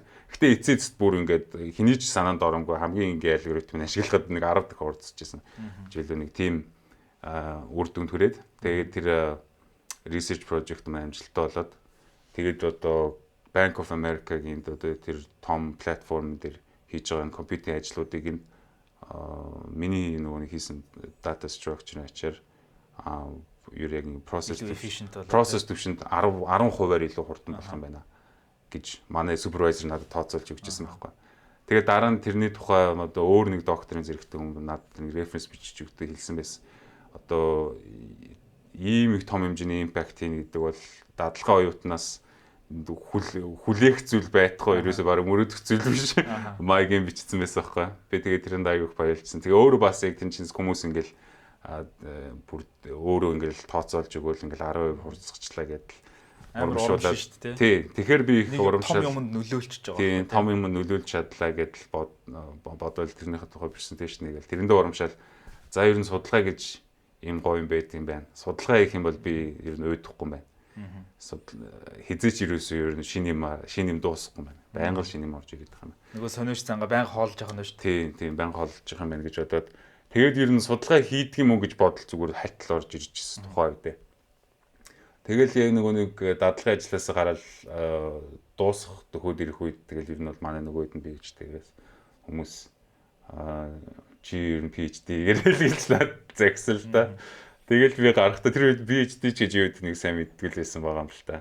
Тэгэл гараад сүүлийнхаа жилд ороод бакалаврынхаа сүүлийн жилд ороод тэгээд нэг дараа жилдээ ажил олох одоо эсвэл PhD гэх олон өөр боломжуудаа харж үзэж идэл яг нэг Safe and Trusted AI гэдэг програм байдаг. Тэгээд тэр програмд манай сургуулийн супервайзерууд бүгдээрээ санал баг дэвшүүлээд тэгээд өөрсдөө оюутнаа шил сонгож аваад тэгээд фандинг гаднаас ч юм уу эсвэл улсын нэг санхүүжилтээс аваад тэгээд оюутнууд авч ирсэн тийм хөтөлбөр байсан. Тэгээд тэр нэг манай ангийн шилдэгүүд өмнө нь бас apply хийгээд зарим нь бас унтсан байсан гэж надад хэлж ирсэн л да. Гэтэ би яг нөгөө нэг цаанаас нэг хүн мэдрэмж төрөдөг штэ. Надад яг анх King's College Лондонгоос ингээд acceptance letter ихэд за би ийш орох юм байна гэдэг. Бус газраас сонсоогүй юу шууд найддаг тийм мэдрэмж төрсөн аахгүй. Тэр үед би яг тэр зүүн савингаа дагсан биш. Тийм зүүн савин төрж ирсэн. Тэгээ яг энэ Safe and Trusted AI гэдэг програмын сурчлагыг хараад тэгэл яг адилхан зүүн савин төрөөл тэгэл ерөөсөө нөгөө өмнө өөр ажил хаяа гэж бодчихсон бүх санаагаа хаяал 100% тийшээ төвлөрөөд. Тэгээд тухайн үедээ яг нөгөө сүүлийн жилдээ bachelor thesis-ийн маань supervisor байсан. Манай багш supervisor Rita Borg гэж юм аа. Тэр хүн бас өөрөө санал дэвшүүлсэн байсан байлээ. Тэгээд би яг тэр супервайзерийнхаа дэвшүүлсэн саналаар PhD хийя гэд. Тэгээд ярилцлаганд ороо. Тэгээд PhD рүү орчихсон. Тэгээд PhD-ийн ярилцлага санхүүжилт нь болохоор индустригаас ирдэг. Тэгээд индастри хүмүүстэй ярилцлагууд айгүй тийм шудраг ярилцлага гэсэн. За. Би ороод ерөөсөө нөгөө нэг хүмүүс ингээл таалагдахын тулд ийм хэлдэг гээл ерөөс тэгж бодохгүйгээр ороод би одоо энэ 20 эдгэнээс баг ингээл ороод зарим хүмүүс л ямар сагсан нөхрөө гэж боддог. Би одоо 20 настай сансан бүхнээр бүгд дийжлээ. Надад одоо өөрийгөө бишрүүлэх юм баг ховор үлдлээ. Гэл хэлсний дараа баг тэгэл тэр нөгөө хоёр хүн намайг анх ярилцлага авч ирсэн. Тэр хоёр нөгөө бас нөгөө зөргийн ч юм уу юуг чинь те шудраг байдлын ч юм уу үнэлэл. Тэгэл би өөрөө бас тэр нөгөө ярилцлаганд маш сайн бэлдсэн CV хийлээл хувцсан руу зэгцэлж өмсөөл тэгэл нөгөө ярих санаануудаа бас бэлдсэн бүх юм тийм байсан болохоор тэд нэр шууд байран дээрээ за ер нь бол тодорхой юм чам PhD чинь нөгөө гэсэн дээрээс нь хажуугаар нэмээд манай компанид дадлага хийгээд гэж асуугаад тэгээ манай нөгөө супервайзер хоёр дахь супервайзер хийжсэн өмнө бүр за байж одоо ерөөсөө нэг ямаар яваа шүү бас ингэж яас арай болохгүй. Тэгээд тэр ярилцлага бүр тэгээд тэр компани одоо байгаа компани биш үү? Тэр компанид одоо байгаа. Тий, Nice Contact Engine гэж компани. Acquired болсон байхгүй. Nice гэдэг том корпорацаар. Тэгээд Contact Engine гэдэг тэр үедээ стартап болоод 10 жил гарсан байжсэн компани. Тэгээд намайг бас дадлага ажилд оруулаад тэр зундаас тэнд ажиллаж байсан. Тэгэхээр PhD хийхэд одоо жишээ нь хиймэл оюун ухаан за одоо миний харж байгаагаар бол ийм эрт залуу одоо насандаа ийм том зүйлийн ард гараа. Тэгээд тэр нь бас одоо орчин үеийн яг одоо энэ 2025 онд хамгийн хэрэгтэй, хамгийн эрэлт хэрэгцээтэй салбарт тий ингээд гарч ижээ. Тэгэхээр тим хүний зүгээс за PhD-г чинь бас жоохон сонирхъя тий. Тэр төслийн ажлууд дээр ч одоо чинь жудогийн хөдөлгөөнийг бас ингээд хүртэл 3D модельээр ингээд хийж байгаа байсан. Ерөнхийдөө бас юм visualization юм төрлийн бас нөгөө зургийн сонирхол дүрслэх тийм сонирхол нь ингээд холбогдож бас орж ирж байгаа харагдсан. Тэгэхээр энэ талаар ер нь юун дээр сонирхолтой юм дээр ажиллав, юу сурав, юу хэцүү вэ? PhD нэг түрүүний ярьсан нөгөө жудогийн одоо ганцхан фреймнээс 3D модель үүсгдэг юм болохоор миний бакалаврын юу байсан л да. Төслөөсөн л да. Тэрийга тэгээ PhD-ийн дундуур бүр манай супервайзер чинаатгаар ирвэ паблиш хийх юм бол пейпер болно гэсээр байгаа. Би тэр үед өөртөө итгэлгүй байсан л да. Тэгэл багшийнхаа юугаар жолоодлогоор тэрийга пейпер болго паблиш хийгээд Франц явжсэн. PhD маань өөрөө болохоор за одоо ярих юм бол одоо бараг тэгэл 3-4 цаг бүгдээр ингээд илгээд ярих ч одоо ярихад ч бас хангалттай контент байлтай миний толгойд за яг юуны тухай ярих вэ гэхээр төслүүдийн тулд за хамгийн сүүлд одоо ингээд хүнд хамгийн ойлгомжтой одоо төсөл маань юу байсан бэ гэхээр хэмэл оюуны одоо хамгийн их ашиглагддаг байгаа модуль чинь large language model гэдэг байгаа шүү дээ. Одоо том хэлний загвар гэж монголоор орчуулах юм. Тийм одоо энэ модулуудыг чинь ашиглаад natural language processing буюу одоо хэлний боловсруулалт гэдэг хүний хэлийг ингээд хүний хэлний утгыг ойлгох, хүний хэлний утгыг ойлгоод тэрнэрийг тулгуурлаж хариу өгөх те. Одоо нэг хэсэндээ бүх олон хэлнийг датаг цуглуулж агаад дараагийн үг нь ямар байх вэ гэдгийг таамаглах. Тийм large language model гэдэг чинь болохоор ер нь бол хүний хэлийг одоо боловсруулах 9 шидэ олон таск байгаа. Тэр нөгөө дараагийн үгийг predict хийх буюу дараагийн үгийг одоо тааруулах гэдэг чинь бас тэр large language model-ийн хийж болох маш олон таскуудын зүгээр л нэг. Language modeling гэдэг чинь өөрөө одоо энэ тодорхой үгнүүдийн одоо эхлээс аваад дараагийн үгийг нь predict хийдэг тийм таскыг хэлдэг. Гэхдээ бас тэрнээс өөр хувилбарууд байдаг. Жишээ нь masked language modeling гэдэг нь болохоор дараагийн үгийг нь биш. Зүгээр одоо ингээ өгүүлбэрээс үгнүүдийг нэг тэнд нь ингэж одоо сургуулийн одоо нэг хэлмэл сурж байхад яг нэг тиймэрхүү таскнууд байдаг штэ. Зарим үгнүүдийг ингээд дарцсан, маск хийсэн. Тэгээд тэр үгнүүд нь ямар үг байх вэ гэдгийг тааруулах. Бас тийм бас хувилбар бас байдаг. Тэгээд тэгж одоо ямар үгнүүдийг одоо нуусан үгнүүдийг тааварлах маягаар ингээд сургасан тийм маш олон сая параметр ашигласан тийм модулүүд large language model гэдэг. Тэгээд хамгийн гол нь миний одоо судалгаатай хамааралтай нь юу вэ гэхээр тэр модулийг ашиглаж индустрид болохоор одоо компаниуд тэрийг модулүүд яаж ашигладаг вэ гэхээр жишээ нь одоо өгүүлбэр ингээд текстийг ялгах, ангилах тийм маягаар ашигладаг. Жишээ нь одоо имэйлийг спам эсвэл спам биш гэдэг ч юм уу те. Тэгээд одоо sentiment classification гэхээр хүний хэлсэн ингээ комментиг энэ positive, энэ одоо эерэг коммент энэ сөрөг коммент энэ гэдэг ангилах ч юм уу. Тиймэрхүү зүйлд одоо large language models-ыг бас ашиглаж болдог. Тэгээд манай энэ компани ажиллаж байгаа компани болохоор өөрөө харилцаа холбоонд зориулсан технологи хийдэг компани. Тэг үйлчлүүлэгчтэйгээ ингээд автоматар харилцаа зориулсан тийм технологи хийдэг гэсэн үг. CRM. CRM, тийм Customer Relations Management. Тэгээд тэр софтверийн яг гол үндсэнд нэг тийм classification буюу ангилдаг тийм модель байдаг. Тэр нь тэгээд large language model-оор хийдэг. Тэгэхээр одоо хийж байгаа ажил чинь юу нэнтэй холбоотой гэсэн. Тийм, энтэй холбоотой. Яг ангилдаг гэхээр ерөнхийдөө бол ингээл хүн ирээл за надад ийм юм хэрэгтэй байна гэд хэлэнгүүд тэрийг ингээл ийм ангилдаг. Team task-нд ашигладаг гэсэн үг байхгүй одоо манай компани дотор. Олон өөр төрлөж энэ хүн одоо жишээ нь ингээл одоо уулзалтаа хойшлуулъя гэж энэ хүн цуцлая гэж энэ хүн ингэ гэж ингээд яг ингээд мессежийг нь ангилах team task-нд ашигладаг. Тэгээд team task-нд ашиглахаар би өөрийн бизнестэй хүний хувьд бол надад бол маш хэрэгтэй зүйл. Би бол одоо жишээ нь customer-уудтай маш их өөрөө харьцдаг. Тэгээ тэрийг ингэж ангилах тэр зүйл бол маш хэрэгтэй. Тэгээ том компаниуд бүр ингээд сая үйлчлүүлэгчтэй болоод ирэхэд эднэртэй нэгчлэн харьцах боломжгүй болдог. Тэгээд айгүй олон тохиолдолд одоо жишээ нь ингээл манай компани телекомтай айгүй ажилладаг.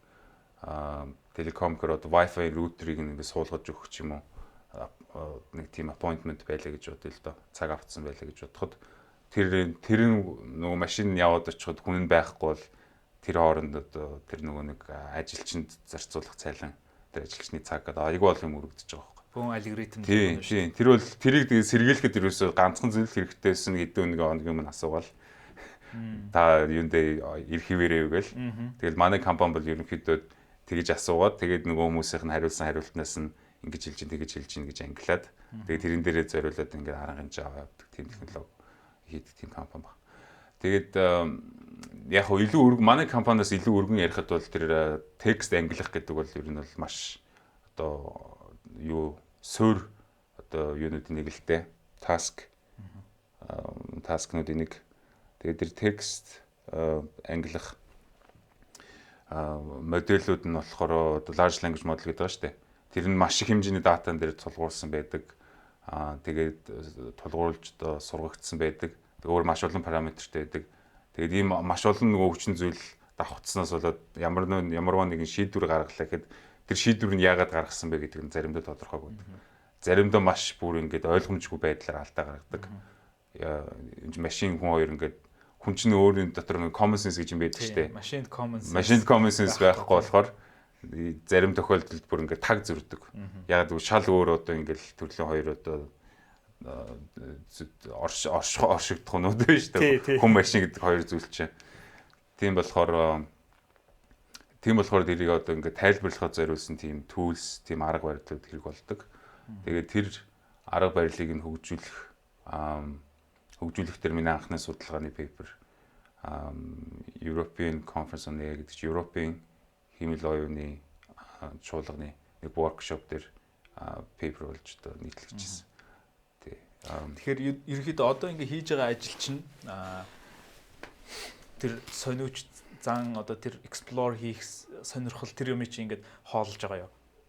Тий, одоо хооллоо тэгээд энэ бас багаар цадаад тэгэнгүүтээ бас дахиад өлсөөл эхлэн шүү дээ. Тий.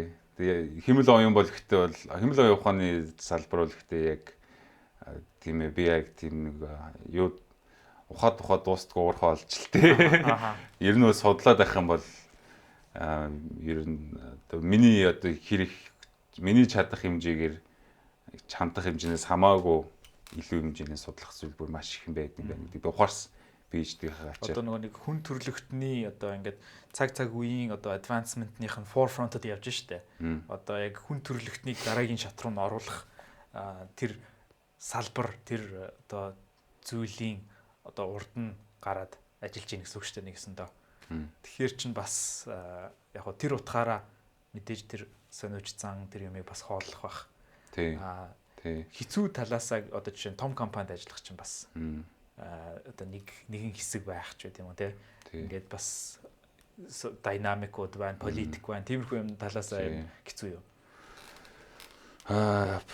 Ер нь бол надад одоо технологийн талаас яг код бичих одоо програм үүсгэх хэмэл оюун юм өдөө сургах зэрэг нь одоо одоогийн байдлаар бол баг одоо trivial гэдэг те. Зүгээр л цаг л байх юм бол би тийм чинь тийм foundational model зөдөлж буурна хийж чадах юм шиг санагдаж байна. Яг тэр нь гэхдээ маш их resources орно л доо.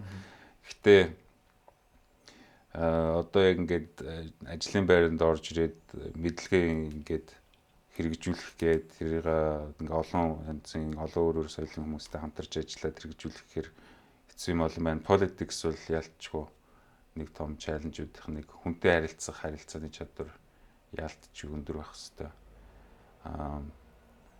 Тэгээд одоо дээрэс нь одоо хувийн зохион байгуулалт те өөрийнхөө одоо ажлыг амжиж хийх гэдэг бол мэдээж хийх хэрэгтэй зүйл. Тэгээ олон шалгуурууд байна л да. Эндээс хоёлаа юу руу жудо руу жоохон орох уу? Жоохон тулааны урлаг, философи арай нэг жоохон тийм тал руугаа бас жоохон оръё. Тэгэхээр анх яаж юу н жудо хийгээд эхэлж юу? Тэндээс эхлэе. За. Би нөгөө түрүү ярьжсэн шүү дээ айгуу тийм хүлээлттэй өссөн гэл тий. Багтаа бол яг хүмүүс намайг том бит болохоор ер нь бүх болно гэж зарим хүмүүс тэгдэг байсан. Манай ээж л намайг ерөөсөө юу хамгаалсаар байгаа л ер нь эрдмийн мөр хөлгсөн болохоос ер нь бол яг хамгийн анхны дефолт сонголт нь бол ерөөсөө бүх л байсан. Тийм тэгээд аавын талаас бол тий аавын талаас тий ээжийн талч гэсэн бүх үдэмтэй хүмүүс уулан байх юм байна. Гэтэ ээж яг намайг хүлээлтийн аавын талаас яг хөлгсөн тий. Тэгэд яг өсвөр насндаа хурж эхлээл нөгөө бөхөр хичээлэх нас маань болоод ирэнгүүт энэ тэнд яг ингээл сумын наадамд ч юм уу барилдаанд өсвөрийнх нь барилдаанд орж үзэл тэгэл ерөнхийдөө бол тэгэл байглаараа яг миний нөгөө нэг төрсөн нөгөө орчин өв соёл нь тийм болохоор зүгээр тэгэл баг автоматар л тийм бөхөр барилдаад гэсэн. Тийм бөхөр орсон Монгол бөхөр барилдаад эхэлсэн ч юу ах вэ? Ер нь бол Монгол бөхөр бие бэлтгэл яг хийж байгааг. Монгол бөхөр барилдааны дараа орж ирсэн тий. Барилдах чиг яг Монголд нэг удаа орж үзэл, өсвөрийн юмд нэг орж үзэл, нэгэн даванд орж үзэл. Тэгэл ерөнхийдөө бас дотор нэг юм суудсан. Энэ бол competitive өгөгдөл бол байна шүү дээ. Тий, өрсөлдөөнч зам бол байсан. Тэгэл ерөнхийдөө одоо би тэмцээнд орохгүй хамгийн гол шалтгаан нь бол би тэмцээнд ороод нэгдүгээр биш хоёрдугаар байр эзлэхэд л би тэрэн зориулж одоо хамаг цагаа зарцуулах гэсэн болохоор тэгж байгаа. Яг тэгэл нэгэн даван тунж үзэл тэрэнд ингээл хамаг юм зориулахад бэлэн болж байгаа байхгүй шууд байран дээр. Тэгэл яг хуу их л эсэргүүцэлтэй байсан л да эхэндээ бас тийм биш дотор яг хуу тэгж одоо тийм өрсөлдөөнч зам маань байсан ч гэсэн шивэдэд ирээл жуудуугаар хичээлж эхлээл тэгэл маш хурдтай өсвөл хичээлж эхэлснээс хойш нэг 4-5 жилийн дотор би харгуус авсан. Тий. Тэгээ шивэдэд анх эхэлж ийсэн. Ер нь бол Монгол бөхөрөө хичээлж байгаагүй. Тэрний тухай бас арга хэмжээ авах. Бүхэнд бол зүгээр сонирхолтой тий байсан Монголд. Би яг Монголыг бүх гэдэг утгаараа сонирхдаг байгаа. Айгу тэр бас их сонирхолтой байгаа юм л да. Намайг ингээд би ингээ бүх гэхээр ингээл яг сонирхож үздэггүй. Тэрийг бас хүмүүс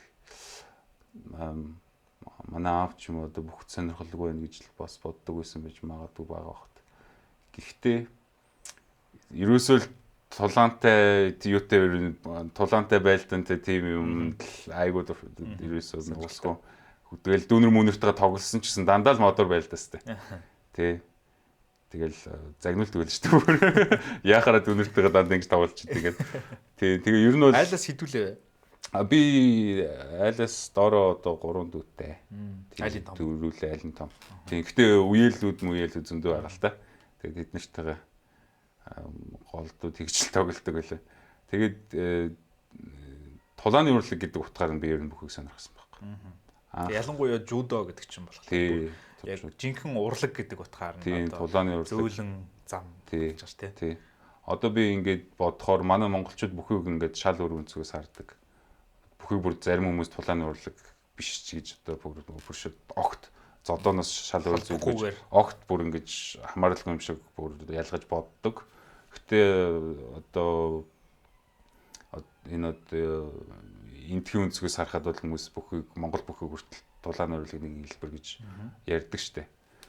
Би болохоор өөрөө яг тулааны урлаг гэдэг утгаар нь бүхийг сонирхож тэгээ бүхөө хичээлж эхэлсэн. Одоо ч гэсэн эргүүлээд би ингээд Монгол бүхий яг ингээд Монгол бүхийнхоо ёс заншил гэдэг талаас нь хараад манай Монгол одоо бус хүмүүсийн өнцгөөс хараад барилдах юм бол надад сонирхол байхгүй. Яг би өөрөө зөвхөн өөрийнхөө сонирхсан өнцгөөс л харж үзэхэд тулааны урлаг гэдэг чинь өөрийгөө бас нэг илэрхийлэх экспрешн байгаа шүү дээ. Зөвхөн тулааны урлаг гэдэг өнцгөөс нь харж үзэхэд л надад яг сонирхолтой байдаг. Энийг бол үгүйсэх боломжгүй байл гэж би өөрөө ойлгосон. Миний өөрөө яг энэ зүйлийг сонирхож байгаа надтай холбосон яг тэр талын тулааны урлаг болохоор би одоо яг тэр өнцгөөс л харж тэр өнцгөөс л сонирхох юм байлаа. Тэгэхээр энэтэй холбоод нэг ийм асуулт байна л да. Эр хүн гэдэг талаар за юу гэж боддог вэ? Ямар байх ёстой гэж боддог вэ гэх юм уу тий. За одоо жишээ нь хүүтэй боллоо гэж бодоход тий. Ямар болж өсөж хүүгээ эр хүн болж ийн гэж харах вэ гэх юм уу тий. Тэр талаас нь юу гэж бодож байна? Би яг одоо эр хүн яг ийм байх ёстой гэсэн бус би яг өөрөө би нэг ийм эр хүн байцгаасан гэж бодсон бодол байна. Гэхдээ хүн болгоны юм тийм байх ёстой гэж боддог. Ягаад гэвэл хүний амьдрал. Тийм болохоор өөрийнхөө хүүд юм уу за өөртөө ч юм уу тийм. Миний амьдрал хүмүүсийн амьдрал бол одоо миний төсөөлж чадахгүйгээс илүү одоо өөр олон хөлбөртэй байгаа шүү дээ хүмүүсийн дотоод ертөнц. Тэгэл одоо байгаа байдлыг би бол өчүүхэн үндсгэн л мэдж байгаа болохоор эр хүн юм байх хэрэгтэй гэж хэлэхэд бол бас ерөнхийд нь хэлж болж чадахгүй. Ерөнхийд нь хэлэхэд бол ер нь бол хинд ч үл ахтана гэж бодож байна. Яг би өөрөө ямар хүн эр хүн байх хэрэгтэй юм бэ гэж бодохоор би яг сүүлийн үед бол эр хүн гэдэг одоо нэртэй хамт нэг хэдэн рол ирдэг юм байна. Үүрэг хамт ирдэг юм байна. Аав эр хүн гэдэг чинь аав байт юм байна, хүү байт юм байна, ах байт юм байна, дүү байт юм байна тий. Ийм үүрэгтэй байт юм байна. Тэгээ энэ үүргүүдийг гүйцэтгэж чадчихл байвал эр хүн юм даа л. За үүнтэй тулааны урлаг яаж холбогдох вэ? Тулааны урлаг гэвэл яг аав хүний хувьд ч юм уу, ах хүний хувьд ч юм уу нөгөө эр хүний үүргүүдийн нэг чинь бусдгаа хамгаалах шүү дээ тий. Бусдгаа бол өөрийгөө хамгаалж чаддаг байх. Тэрнтэй бол тэгэл шууд холбоотой л та ялтаж. Тэг би бас яг тэр утгаар нь эрэгтэй хүн болгон тулааны урлаг хичээлэх нь зөв гэж боддог. Яг наадахнаас ч юм болоод. Яагаад гэвэл генетикээс нь өгөгдлөөс нь цаанаас нь одоо тэр үүрэг байгалийн хуулиар ингэж орж ирдэг тий. Provide хийх ёстой, protect хийх ёстой. Одоо юу гэдгийг хоолыг ширээн дээр тавих, тэр хангах ёстой. Бас хамгаалах ёстой. Тэгэхээр тэр байдлаараа одоо жишээ нь миний хувьд одоо ингээд PhD хөөгөөд те ингээд оюуны юм хөөгөөд ингээд явсан ч гэсэн одоо чин түрүүний тэр job interview дээр орж ирээд confidently те өөртөө амар ихтэйгээр орж ирээд ерөөсөө би ингэчлээ те надад одоо бараг одоо нэг PhD-г өгөх гэж шаардах тэр одоо өөртөө ихтэй байдал ч гэдэм юм те тэр зүйл миний бодлоор үүнд тулааны урлаг амар чухал нөлөөлдөг гэж бодоод байгаа юм. Яагаад гэвэл эр хүний тэр цаанаас нэг гүн өөртөө ихтэй байдал те хуурч чадахгүй өөртөө ихтэй байдал. Тэгээ манай монголчууд яг нэг үгээр гоё хиймэр гэдэг үгээр хэлсэн байдаг шүү дээ. тий одоо би яг химрийг одоо ихсэгдэг зүйл бол тулааны урлаг байна шүү. Тий манай монголчууд яг бүхөр барилдахаар химрээс хэрэгдэг. Зүгээр наадмар ганц зарчд химрээс хэрэгждэг гэж ярьдаг. Би тэрийг ерөөсөө багтаа ойлгохгүй байсан. Одоо л яг ойлгож эхэлж л байна л да. Бас бусад хэлэнд байдгүй тийм концепт шүү дээ химэр гэдэг чинь. Гэтэ яг одоо өөр өнцгөөс нь ингээд бид нар бол айл эртнээс ойлгоцсон байсан тийм концепт л юм байлээ. Тийм би одоо хэдий ингээд машин одоо машин сургаад машин судлаад явж байгаа хүн гэсэн би эцэцтэй өөрөө хүний биетэй болохоор хүний амьдралаар л амьдарч таарна тий. Ирээдүйд хүмүүс одоо хүний биед амьдрахаа болж болно.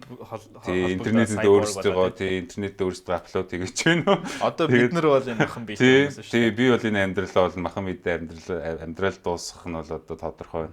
Ямар ч үсэн ихэнх хэсгийг сүүлийн хэсэг рүү бас юу болж байгааг мэдээж. Би одоо жишээ нь зөх хэмжээнд cyborg хүн байгаа байхгүй. Одоо энэ ч нэ девайстай. CGM цусныхаа сахарыг банк хэмжээд буцаараа Bluetooth-ээр одоо ингээд одоо чинь тэр нэг девайс байна л да. Тэрэн дээр миний цусны сахарны хэмжээ банк гарч ирж байдаг. Тэгэхээр интернеттэй би өөрөө ингээд цусаараа холбогдсон тийм. Тэгээд одоо нөгөө Elon Musk-ийн хэлдэг шиг ингээд ийм девайсуудаар ингээд яатсан болохоор зөх хэмжээнд cyborg болчиход байгаа. Тэгвэл ингээд би бас ингээд харахад одоо энэ нэг муу девайсыг ингээд суулгахад би 2-7 хоног болгон сэлдэг байхгүй. Ийм зүйтэй. За. Тэгээ ингээд нэг ийм ямар гэж агаад ийм урт зүүгээр пак гэд хатгадаг. Тэгээ тэр нэг ихний баг өдөртөө жоохон хөндөртэй. За. Тэгээ ингээд нөгөө жужитсу энэ төр барилдахад чинь жаас хүн чинь ингээд өвдгөөрөө энэ дээр гарч ирээд яг тэр дараа шүү дээ. Guard pass. Тэр тал дээр би ингээд бодоход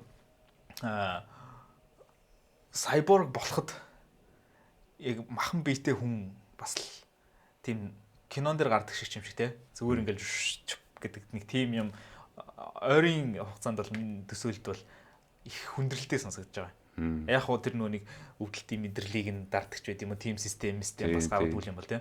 Тэгэхээр миний хувьд одоо чинь зүгээр философи талаас нь харахад яг энэ биологийн ийм хүн болоод төрсэн байна гэдгийг хүлээн зөвшөөрөөд тэгээд яг энэ хүн байхад юу шаардлагатай юм те.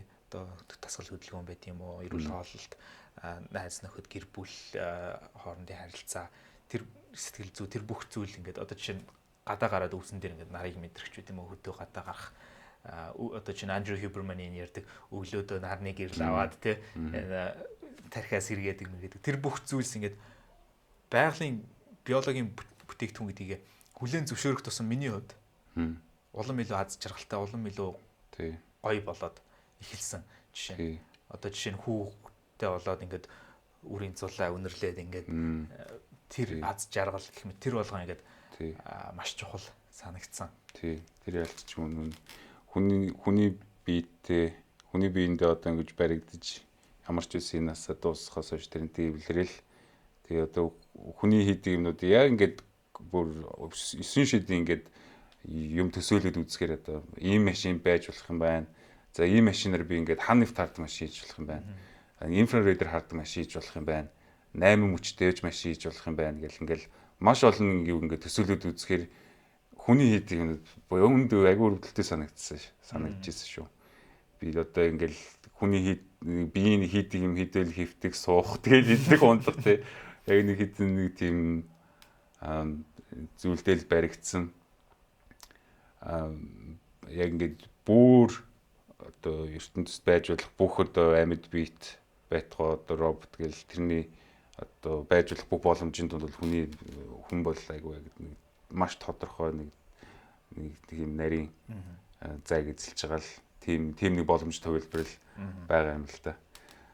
Тэгээ бодоод үзэхээр жижиг юм шиг боловч гэсэн тэгэл бид нэр ийм ингэж л амьдрах заяатайгаас хойш үнтэйгээ эвлэрэл тэгэл одоо нэг дуугаа сонсоол тэгэл хоол иддэг идэл эднэрийг enjoy хийгээл амьдрах нь одоо ялч одоо жамл юм да байгалийн үзэгдэл. Тэг энийг appreciate хийх нь одоо тэг энд талархах нь ч үгүй юм. Миний бодлоор нөгөө талаасаа урлаг талаас нь харахаар одоо жишээ нь ингээ зураг зурхад restriction тавих тусам тий одоо хязгаарлал тавих тусам илүү креатив, илүү бүтээлч болдог тий. Наазах нь компани дээр ч үт юм уу жижиг компаниуд хамгийн бүтээлч компаниуд байдаг. Том компаниуд яаж бүтээлч байдаг вэ гэхээр зөвхөн л жижиг компани худалдаж авдаг. Тэгэхээр ерөнхийдөө яагаад тэгдэг вэ гэхээр жижиг компани ерөнхийдөө хязгаарлагдмал байдаг. Тийм учраас бүтээлч байхаас өөр аргагүй байдаг тийм. Тэгэхээр тэр талаараа бас хүн болж төрнө гэдэг нь тийм. Одоо энэ инфраред руу харж чадахгүй, ультравайолет хэд ягаан руу харж чадахгүй энэ дотроо байна гэдэг нь бас бүтээлч байх талаасаа бас шаардлагатай зүйл болохоор эндээ бас талархах нь бас зөв юм шиг байна. Тийм би бас яг түрүү яг үгүй эвлүүлж хэл юм олдохгүйсэн болохоос бидний одоо хийж чадах зүйл маш хязгаарлагдмал ч гэсэн бид нэр яалтчгүй тэрэндээ яг талархчил амьдрах хэвээр бидний өөрсдийн хувьд бол одоо ингээл хичнээн сайн янзаар тий хэд одоо нэг хоолныхоо ингредиенцийг одоо хольж хийгээл хоолыг болгох чинь тэд нар чинь биднэрт бас маш бид нэр одоо бүх бүтэн насаа зарцуулаач одоо дуусахгүй л угаасаа хангалттай л их бид нартай бол хангалттай их л тийм одоо чаленж угаасаа бид нэр одоо хийдэг зүйлс байдаг урлаг одоо спорт гэдэг энэ зүйлс байдаг яг тэр зум аут хийж бодох бол ер нь бол өдөр тутамдаа хийгээд байх юм шиг дээ. Тийм шаардлагагүй. Хаяада нэг зум аут хийх тийм. Би яг уу яг химэл оюун ухаанаар судалгаа хийгээд эхний нэг жилдээ бүр ингээд ямар ч бүр ингээд юугүйгээр лимитейшн байхгүйгээр би яг ингэж ямар ч хамаагүй сэдвэр уншаад ямар ч хамаагүй онлайн байсан хамаагүй бодоод бүр ингээд 100% би яг intellectual freedomтэй байж үзье гэж бодсон байхгүй. Тэгээд эхний жил бол би ерөөсөө л яг иймэрхүү санаанууд бодож үздэг ч юм уу ерөөсөө бодлоо айл болох хэлэл одоо хүн болгоомч нэг юм assumptions дотор л амьдарч байгаа шүү дээ. Assumptions хийхгүй болохгүй яагаад гэвэл наривчлаа ярих юм бол ингээл нано төвшөнд ярих юм бол бидний одоо mental capacity яасан ч хүрэхгүй шүү дээ. Угаасаа шинжлэх ухаан гэдэг чинь өөрөө assumption дээр л таамагн дээр л тулгуурласан байгаа шүү дээ. Заавал таамаг юм болсон. Тийм учраас дахиад юм болох байх гэдэг л итгэл найдвар дээр бид нар. Тийм. Тэгэхээр таамаглал бол хүний одоо амьдрал заавал байх хэрэгтэй зүйл гэдэг бүр хүлээн зөвшөөртлөө ингээд таамаглал ингээ баг багаар хуулж үзээд assumptions-ыг хуулж үзээд за ийм assumption надад би ийм assumption-д амьдраад байсан байна. Одоо би Монголд байхдаа би одоо жишээ нь энэ зүйлийг өргөмийг зөвхөн Монголд байдаг зүйл гэж боддог байсан. Тийм assumption-д амьдрдаг гэж бодоод Англид ирэхэд clotted cream гэдэг дэлгүүрээс би анх олж үзээд миний assumption хотлоо байсан байна. Яг тэгээ ойлгочихсон. Одоо ийм маягаар хоёр өөр замаар адилхан юм төгссөн байна тий. Их юм ингээл улмал одоо ингээ үдсэн туршлагад хэлээл биеэр үдсэн туршлагад хэлэхээс гадна өөрөө ингэж mentally explore хийж үзсэн юм туршлага ингээд нэмэгдэх тусмал энэ assumptions ингээд улмал хуурж унаад байгаа байхгүй. Тэгэж явсаар байгаа сүултээ бүр яг тийм яг баг хагас галзуу юм шиг хүн болж байгаа. Ингээд society function-ийн хувьд маш ол assumption байх хэвээр одоо жишээ нь ингээл гараал явахад хүн над руу одоо дайрахгүй гэдэг ч юм уу. Энд чинь бол одоо ингээл сүүлийн 100 тал байгаа assumption шүү дээ. Anxiety байхгүй тулд assumption байх хэрэгтэй байна шүү Одоо дээ. сүүлийн 100-д одоо хууль мөл хөгжсөний эцэстэл гарч ирсэн assumption юм биш үү гэдэг ойлгосон. Харамсалтай. Энэ одоо жишээнүүд ийм зүйлийг ойлгоогүй байсан үед эргэж очих хүсдэг. Тэр үед үнэхээр амар байж яг энэ 100-аас өмнө л бол одоо тэгэл тийм assumptionтэй амьдрах аргагүй байсан гэл ямар ч байсан ингээл бүх assumptions бүх одоо энэ таамаглалуудаа хуулж үзээл бодож ирсэн иймэрхүү юмнууд хүрсэн. Тэгээ энэ үл яг нэг тийм mental exercise юм л да. Шинээр санаа олох юмыг ингээд байгаа одоо ингээд суудсан санаануудыг ингээд challenge хийхэд хэрэгтэй одоо миний ашигладаг mental exercise-уудын нэг гэх юм уу. Ямар assumptions. Би бас ингээд анхаарлын хэлбэлцэл гэж аяг нэг контент дээр ярьдаг байхгүй. Zoom out хийгээд тэгээ буцаж zoom in хийгээд ингэж хэлбэлцэхгүй болохгүй. Тэгэхгүй яг нэг баланс дээр ингэ тогтно гэж бол байхгүй. Балет чинь нэг хүртэл бүжиглж байгаахыг харахад эрхээ өнөөхөө өнцгүүдээр micro adjustment-уудыг ингэж хийж хэлбэлцэж идэг. Холоос харахад ингээд яг тогтцсон баланстай харагдж байгаа ч гэсэн. Тийм учраас бид нар ингээд zoom out хийгээд zoom in хийгээд ингээд одоо чинь depressed гэсэн үед миний амьдрал утга учиргүй гэх үед zoom in хийгээд энэ жижигхэн зүйл хүртэл ямар утга учиртай юм бэ гэдэг бодог ч юм уу. Эсвэл ингээд нэгэн хэвийн юмд ингээд баригдаад ихсэн үед zoom out хийгээд бас юу боломжтой юм бэ гэдгийг бас боддог ч юм тийм үү тийм. Тэгэхээр энэ бол яг mental exercise бас байгаад байгаа юм. Би бас одоо чинь анх хэлний тал дээр уул нь манай аав ээж хоёр хоёулаа хэлний багш ингээд манай ээж 5 хэлээр ярьдаг. Тэгээд ингээд тэднийг харахаар өөр хэлээр яриад байгаа. Тэгээ өөр хэл байдаг гэдгийг мэдээд байгаа. Тэгсэн мөртлөө ингээд зүгээр миний яг даалд ухамсарт гэх юм уу нэг юм концептний хувьд ингээд Монголоос өөр хэл төрүүлж монгол хэлнээс өмнө үүссэн байх боломжгүй юм шиг санагдаад байдаг гэсэн юм. Тэгэхээр дэлхийн анхны хэл юм уу эсвэл дэлхийн баг тийм хэл. Яг л миний хувьд миний бодол бүх зүйл анх монгол хэлнээс ургасан учраас зөв. Тэрнээс өөр хувийн assumption таамаглал.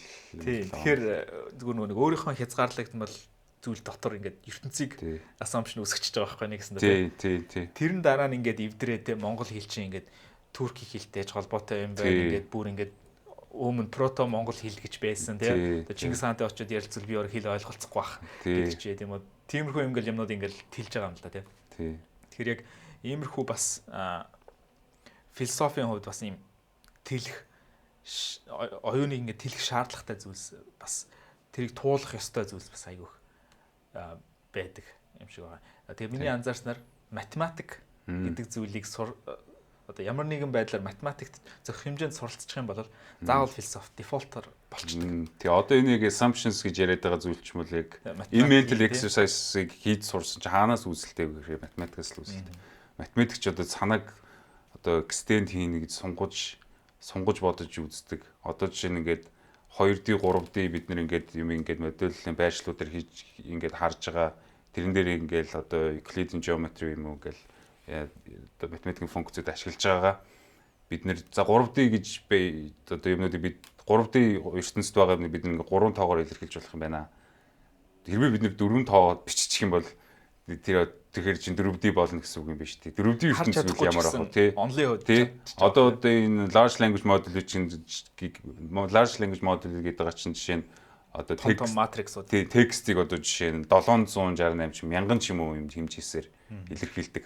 Тэгээд тэр илэрхийлсэн хэмжээсүүдтэй зүгээр ингээ 3D одоо хэмжээстэй ертөнцид ашиглахад зориулагдж анх үүссэн функцүүдээ сунгаад тэрэн дээр ашиглаад явж байгаа. Тэгээ бид нэр өөрсдөө ингээд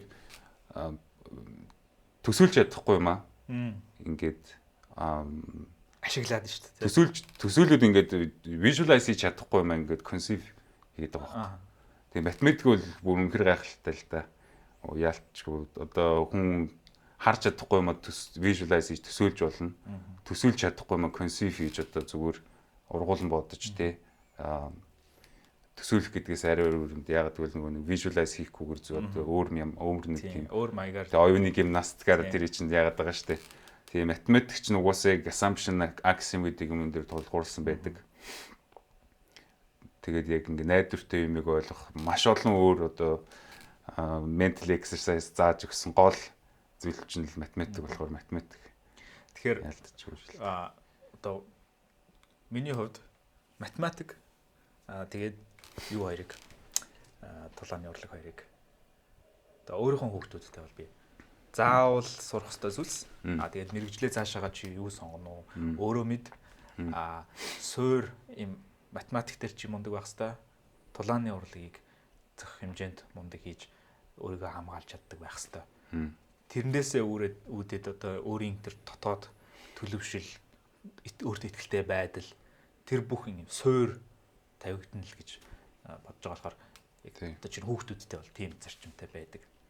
За тэгээд одоо жишээ нь энийг үзэж байгаа магадгүй оюутан эсвэл магадгүй 10 жилийн хүүхд эсвэл одоо хин нэгэн магадгүй одоо юу гэдгийг дэлхий рүү ингээ гарыг гэж бодож байгаа ч үгүй юм те.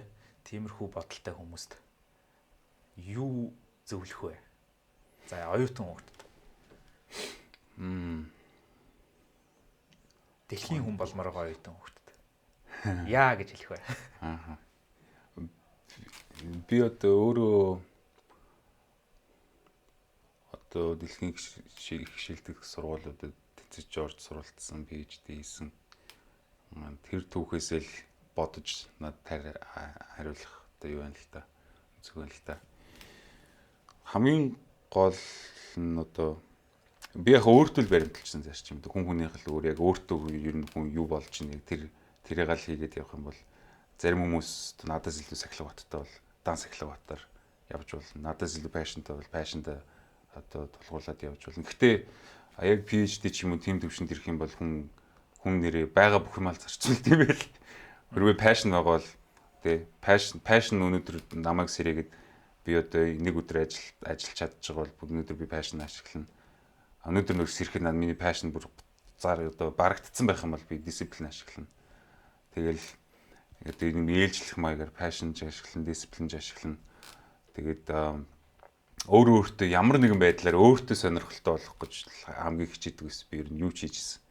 Одоо бакалаврын одоо төслөө яриад үзэхэд гэхэд жишээ нь би бүр ингээл одоо дөнгөж ингээл сүүлийн курстэй байгаа оюутнууд ингээл дэлхийд одоо хэрэгтэй юм одоо нийгэмд өөрчлөлт гаргах юм хийхийг хүсдэг ч юм уу тий. Яг тийм одоо сэтгэлтэй байдаг. Би өөрөө ч тийм байсан мөртлөө яг эцэст бакалаврын юу гэсэн гэхээр зүгээр ингээд жудогийн фреймнес 3D модель үүсгэхдээ л хийсэн. Ягаад гэвэл тэр л надад хамгийн сонирхолтой санагдчихсэн зүйл нь. Тэгээд яг тэр юмыг яг ингээд шууд байгаагаар нь хараад өө ийм одоо жудогийн юугаар 3D модель хийж яадан гэж бодж болтгүй юм байл л. Ягаад гэвэл тэрэн дээр тулгуурлаад би одоо пейпер бичиххэд би өмнө нь байсан нөгөө нэг арга барилууд зөвхөн жудо гэлтгүй зүгээр 3D модель гэсэн арга барилуудыг шинэ одоо юм шинэ асуудлаар ингээд чаленж хийгээ шалгуур тавьсан байхгүй.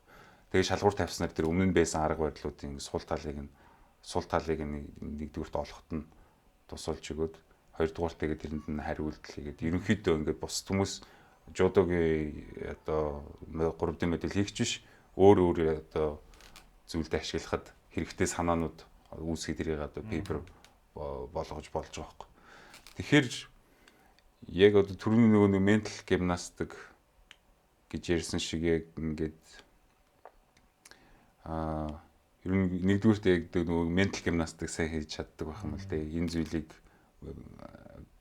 Энэ зүйлийг би өөрөө яагаад хийж байгаа вэ гэдгийг яагаад сонирхож байгаа вэ гэдгийг ойлгоод хоёрдугаарт ментал гимнастик ашиглаад энэ зүйл яагаад бусдад хэрэгтэй байж болох вэ гэдэг. Энэ биднес бүгдээрээ одоо бүтээл сэтгэлгээ шаардлагатай байгаа. Тэрийг бас ашиглах хэрэгтэй. Тэгэхээр ерөнхийдөө бол яг одоо зөвлөгөө олгоод тэр одоо байгаа бүхнэл одоо дайчлаар өөрч нь юу байна, бүтээлч зам байна уу, одоо спортлог би хаа байна уу, тэгээд хинхээтэй нь бус хүмүүс 8 цаг сууж чадж байгаа чи зүгээр л спортлогоос л 12 цаг сууж чаддаг гэж бодлоо шүү дээ. Энэ бол би чинь өөрөө стамина өндөртэй. Тийм. Энэ бол жишээ нь одоо над дээр гарч байгаа. Би одоо PhD хийхэд зарим саруудад бүр ингээд бүтэн сар ингээд 9-өөс оройн 10 хүртэл гэдэг чинь 12 цаг 13 цаг ажиллаж байгаа байхгүй. Тэгэл нэг байранда суугаастай. Тэгэл энийг бол ер нь одоо яг ингээд биеийн фитнес байж баг тийг сууж чадчих штеп. Тэгж суухад одоо тэр одоо сүулдэ нуруу биеийн чилээ өвдөлтийг даахад одоо фитнес хэрэг болж штеп. Тэгэхээр одоо юу байна? Түүнийг ашиглаад өөрийгөө дайчлаад тэгээд яг тийм урам зоригтой өөртөө бас ашигтай байх талаар хараад өөрт чинь бас яагаад одоо сонирхолтой байх нь гэдэг талаас нь бодож үзэх хэрэгтэй. Би бас өөрөө бас нэг тийм бас тийм боддог тал бий. Одоо би одоо хувиа хичээсэн үгч байсан юм эргүүл одоо үзэхээр ингээл нийгмийн ухааны хичээл ороод иргэний боловсролын хичээл ороод 7 дугаар ангид бид нэр ингээл та нар одоо ингээл гинт орж ирэл багш орж ирэл та нар одоо нийгэмд ямар хувь нэмэр оруулмаар байна бодцоо гэдэг ч байхгүй. Бид нар чинь юу лээ саяхан л нөгөө ширээ сандлааст нураагаал тоглоо гэсэн хүүхдүүд орж ирэл тгээ хэлэнгүүд ингэж бодож байгаа юм чинь. Би яхаар нийгэмд хувь нэмэр оруулахсан тийм. Нийгэм надад ямар хамаатай лээ гэж бодож байгаа байхгүй. Одоо яг шударгаар хэлэхэд яг жоохон хүүхд одоо юугаа ойлгоход тий яг тэгж бодож байсан. Одоо би тэрэндээ хариулт авцсан байна л та. Нийгэмд одоо би ганцаараа биш олон хүмүүс одоо миний хүүхдүүд эхнэрүүд аюулгүй байдалтай аюулгүй сайхан амьдрахын тулд нийгэм сайхан байхаас нийгэм сайхан байлгахаас өөр аргагүй юм байна. Хууль цаазыг мөрдөхөөс аргагүй гэдэг юм байна.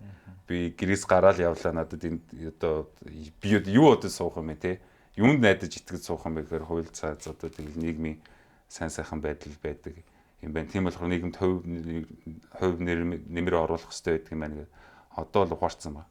Гэтэ багасаа би яг тэгж яг ингэж яг өөрөөсөө эхэлж боддог гэсэн. Тэрийг би ингээл нэг өөрийгөө зэмлэнгүй ерөөсөө боддгоо.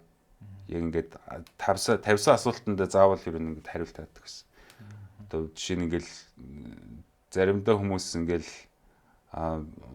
би одоо нийгэмд хувь нэмэр оруулж яах ингээл асуулт хэлбэр хэлж байгаа мөртлөө тэрийг зүгээр одоо тий яг хэлээд байгаа зүйл нь би оруулмааргүй байна гэсэн утгаар одоо асуулт асуух тохиолдол байдаг тий.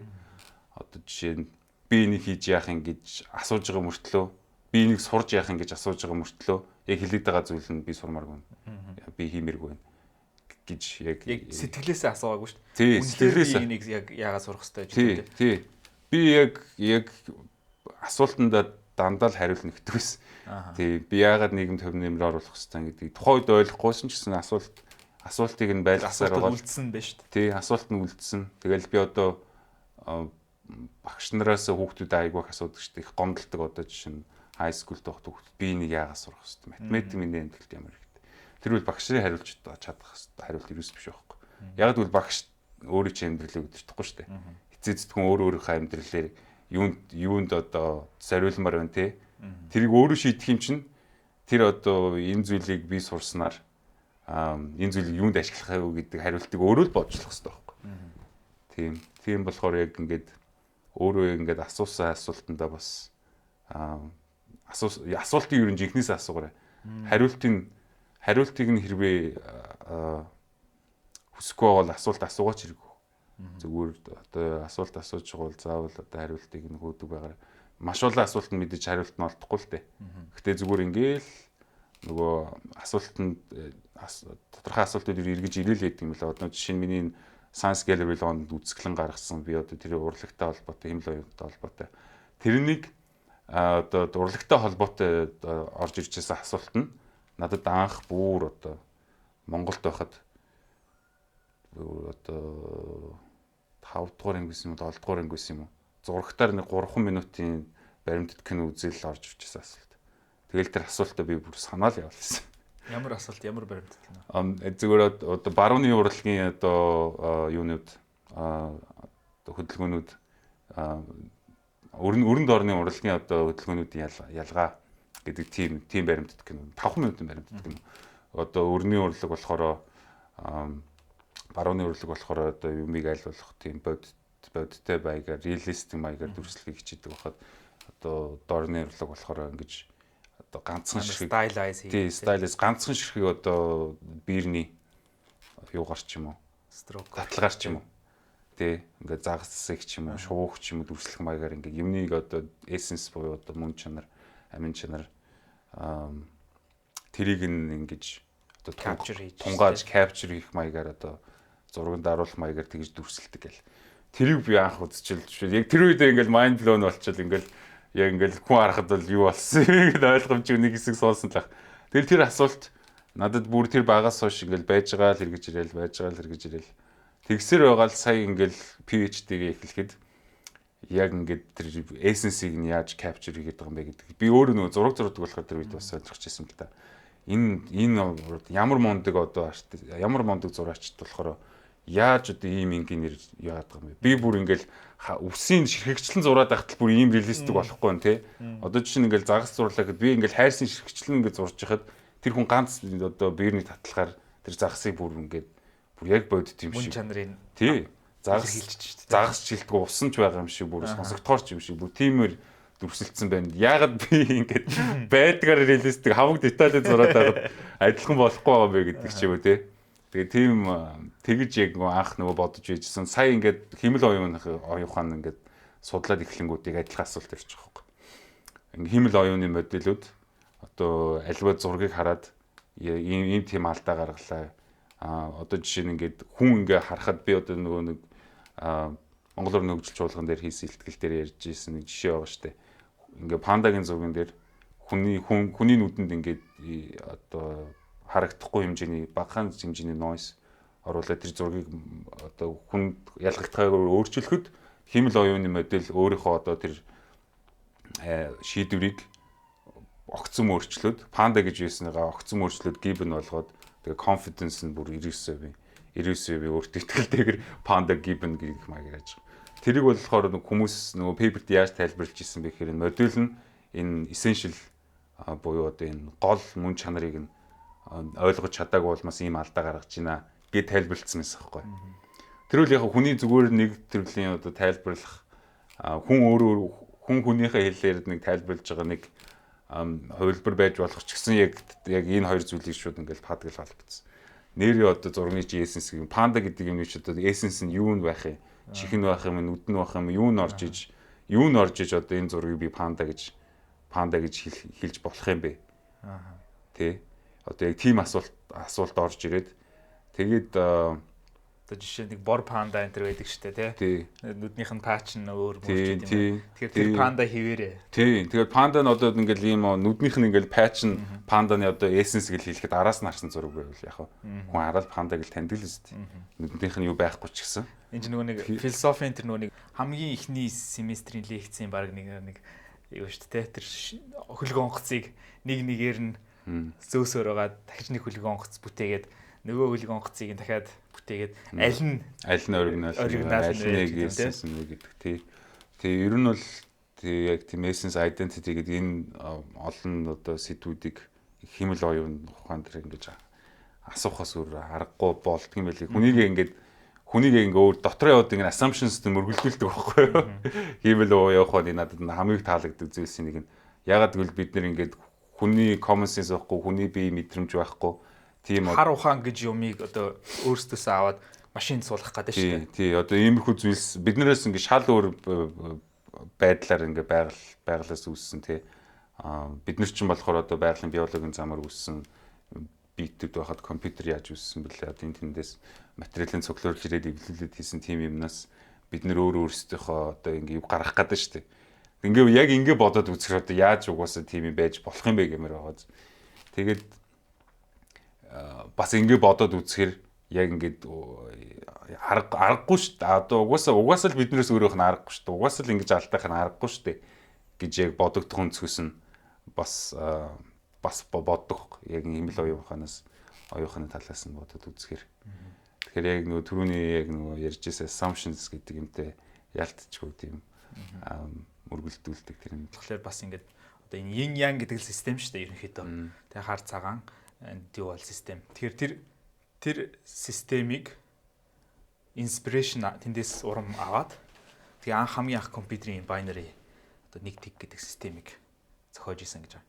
Тэгээд бас түрүүний чиний дурдсан шиг тэр Fibonacci гэж тоо тий. Тэр golden ratio гэж тэр энэ spiral байгаль бүх зүйл дээр баг ингээд бүх зүйл ч яах вэ? Хаасайгүй харагддаг зүйл. Энэ бас ингээд компьютер математикаар ингээд ихлээр машин дээр хүртэл одоо ингээд төмрөөр хийсэн энэ зүйл дээр ингээд бас сүүлдээ одоо бидний энэ 2025 онд одоо чиний энэ хийж байгаа энэ ажил хүний энэ хар ухаан, хүний энэ далд ухамсар гэдэг зүйлийг аваад сурах чадвар гэдэг зүйлийг аваад тэр төмрөөр хийсэн энэ зисээр хийсэн энэ зүйл дээр бүтээгээд тэгээд тэр нь сүүлдээ пандаг хараад таньдаг ч гэдэм юм те. Хүний хэлээр ярьдаг. Тэгээ ингээд бидний ухааныг ингээд аваад бидрээс илүү болоод ингээд ийм ертөнцид би одоо жишээ нь амьдарч штэ те. Тэр бол надад бол маш сонирхолтой бөгөөд маш ер нь маш сонин. Тэгэхээр одоо чиний хувьд ингээд яг бүр ингээд талбар дээр нь ингээд энэ дээр ингээд судлаад өдөр болгон цаг зарцуулаад энэ тухай тунгааж бодоод ингээд явж штэ.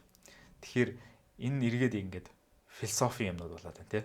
Тэгэхээр яг одоо тэр эссенсийг нь олно гэдэг чинь өмнө бол философийн асуудал байсан бол одоо бол зүгээр яг нэн шаардлагатай практикийн асуудал шүү дээ. Одоо жишээ нь self driving одоо өөрийгөө жолоодог машин тий. Хүүхэд гэж тодорхойлох, энэ мод гэж тодорхойлох. Одоо бидний энэ recaptcha дээр ингээл энэ машин уу, энэ юу гэж хийгээд идэх чинь датагаа өгөөд байна л гэсэн үг шүү дээ. Тэгэхээр энэ дээр ингээл яг хоёулынхын энэ ярьсан бүх ярианууд дээр ингээл дурдмаар байгаа зүйлүүд ингээ зөндөө гарч ирээд байгаа нь. Одоо жишээ нь түрүүн хэлсэн шиг өөрийнхөө сонирхлыг хөө гэсэн тий. Тэгэхээр миний нэг амар байнга боддог нэг жишээ болохоор Луис фон Ан гэж одоо залуугийн анх Duolingo гэж компани үүсгэн байгуулсан түүх нь амар сонирхолтой. Яагаад тэгэхээр анх өөрөө англи хэл сурах гад Гватемала байлоо те орноос Английн одоо Америкийн том их сургуульд орох гээд англи хэлний шалгалт өгсөн чинь англи хэлний шалгалт өгдөг газар байхгүй тэр нутагт нь. Тэгээ баг өөр хот руу Мексик руу ч үлээ нисж очоод зүгээр шалгалт өгөхийн тулд. Тэгээ англи хэлний шалгалтаа тэндээсээ өгчөөд. Тэгээд анх их сургуульд ороод тэгээ дараа нь бас PhD-гийнхаа thesis дээр анх ажиллаж байхдаа тэр одоо recaptcha гэдэг ямыг анх баг зохиосон байна. Тэр нь болохоор яасан гэхээр зүгээр л тэр хүмүүсийг компьютер юм уу хүн юм уу гэдгийг нь л тодорхойлохын ялгахын тулд анх тэрийгэ зохиогоод тэгсэн чинь нэг юм гилт амар гимшсэн мэдрэмж үүссэн гэж байгаа. Тэрийг хийхэд нэг 5-10 секунд 20 секунд хүмүүс зарцуулдаг. Тэгэхээр 1 сая хүнээс ч юм уу те 2 сая олон сая хүмүүс тэр 5-10 секундтэй зарцуулахад нийт үржүүлээд үтсэн чинь те хүн төрлөختний одоо цаг хугацаанаас хэдэн тэрбумаар нь хомслоод байгаагаа мэдрээд тэгээд одоо чиний түрүүний тэр Америкийн банкн дээр хийгээд цагийг нь хэмнэсний эсрэгээр нь те хүмүүсийн цагийг үрээд байгаагаа анзаараад тэгээд тэрэн дээрээ ингээд яаж энийг цагийг өрүүлэхгүй байлгах вэ гэдэг талаас нь бодсон чинь тэр recaptcha тэр үсгнүүдийг яадаг болгоод тэгээд тэр эртний дээр үеийн судар номнуудыг дижитал болгох одоо PDF хөвөрлөөр нь оруулахад зарим нь ингээ илэгдээд ингээ уншигдахгүй болсон ч гэдэм юм тиймэрхүү асуудлууд айгүйх байдаг. Фонтыг нь машин танихгүй хүн зөвхөн таньдаг. Тэгээд хүнээр тэрийг хөрвүүлэхлээр маш их цаг хугацаа ордог.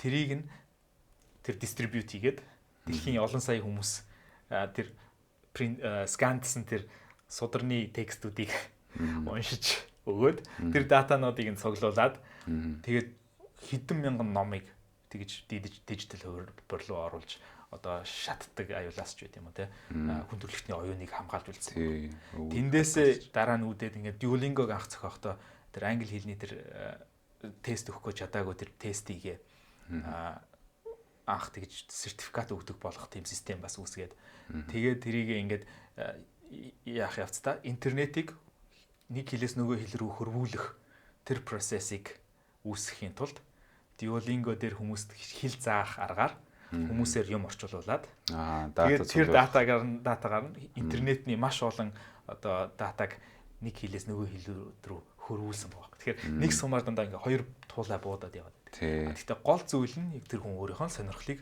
хөөсөн байсан чинь яг тэгтээ зүгээр нэг хөөгөөгүй яг чиний хэлгэр өөрийнхөө бүх тэр эдис бүрийг дайчилж тэгэж төвлөрч тэрэнд амьдралаа зориулж баг хөөхлөөр дэлхийн асуудлуудыг шийдээд байгаа байхгүй тий. Тэгэхээр миний болохоор итгэдэг нэг зүйл нь ингээд яг бодож явдаг бас шийдхийг хичээдэг нэг зүйл нь Монгол улсыг одоо эх орносоо зогтмааргүй амьдрахад сайхан орн болгох гэдэг. Хариултыг бэлэн байхгүй л байна л та. Хэдий чи гэсэн бол байгаа. Хийх үсэж үзэж байгаа юм бол. За би эсвэл асуултаа арай өөрөөр шинээр тавьж үзэх үү. За энэ амжилтанд ингээд хүрсэн хүний хувьд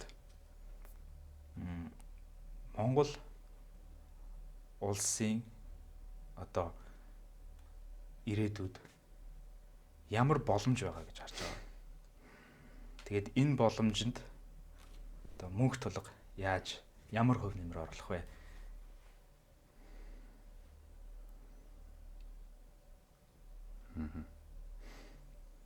Монгол улсад ямар боломж байгаа гэж харж байгаа. Миний яг одоо мөрөөдөл юм одоо тий Монгол улс ирээдүйд яг ямар байх вэ гэдэг мөрөөдөл бол одоо бид нэр өөрсдөө нөгөө хайртай амьдрах хэв маяг аж ахуй соёлоо хадгалж үлдсэн. Тэрэн дээрээсээ тэрэндээ төвтэй одоо ингээ Монгол аж ахуй Монгол амьдралдаа төвтэй тэрэн дээрээс одоо салаалж гэх юм уу тэрнээс эхэлж хөгждөг тийм орон байгаасаа гэж би хүсдэг. Одоо би ингээд гадаад орнуудаар явхаар манай Монголд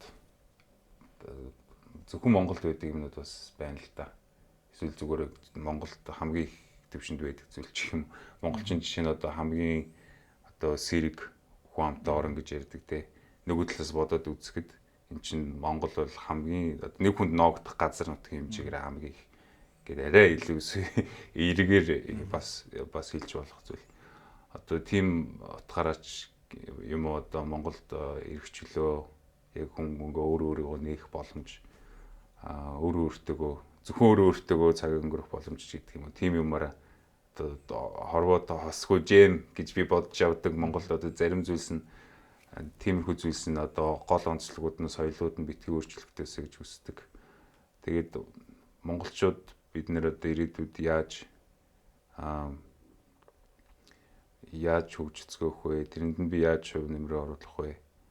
Гэхээр би одоо хүний хөгжилд нь хувь нэмрээ оруулахад одоо бас тийм боловсрал талаас нь аль болох одоо өөрөө хувь нэмрээ оруулъя гэж боддог. Надад бас өөрөө Монголын тухай сурах юм маш их байгаа. Тэгээ яг юу гэж дүгнж хэлэх вэ? Түрүүний ярьсан зүйлсээ бодохоор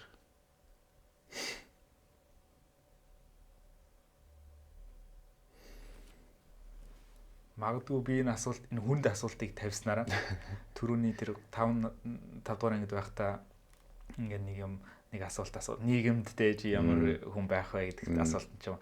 Тэр нь ингээд бодсороод нэг одоо хүртэл ингээд үлддэг шиг магадгүй энэ асуултыг олон нийтийн өмнө асуугдсанараа тий. Магадгүй энэ асуулт чамд үлдээ тий. Илүү тодорхой болж ирээдүйд гарч ирээд аль хэдийн энэ бэлэн болсон суурин дээр чадварлууд дээр бас энэ тэргүй чиглэлд нь бол би бол одоо жишээ нь хоёлаа ингээд сая Монголын хөгжлийн форумд танилцсан хүмүүс. Тэгэхээр тэндээс бас ингээд өгсөн лекцийг чинь хүртэл ингээд харахад эх орондоо яалтчгүй хайртай. Эх орондоо мөнхөд холбоотой. Тэгээд Монгол хүн гэдгээрээ бахархдаг. Тим хүн гэдэг нь харагдаад байгаа байхгүй. Тэгэхээр дээрээс нь ингээд юм чадварлаг, ур чадвар, мэдлэг боловсролыг эзэмшсэн хүний хувь нэмрээ оруулж ингээд юм хийнэ гэдэг нь бол баталгаатай санагдсан надад бол. Тэрэн дээр бол эргэлзэхгүй байгаа юм. Харин тэр нь яг юу вэ гэдгийг бол одоохондоо бас ингээд олох гээд явж байгаа юм байна шүү дээ. Тийм, тэрийг яг юу вэ гэдэг тийм чуулганд очсон гол одоо шалтгаануудын нэг нь одоо миний одоо хувь нэмрээ оруулах зай хаана байгаа юм бэ? Энэ асуултад хариултыг яг хайгаад явж байгаа. Гэтэ яг зүгээр ерөнхийд нь хэлэхэд бол би яг зөвхөн өөрийнхөө өнцгийг одоо өөрийнхөө өнцгийг өөрийнхөө одоо туулсан туршлагуудаас бусдад одоо бусдад хуваалцаж хувь нэмрээ оруулъя гэж боддог.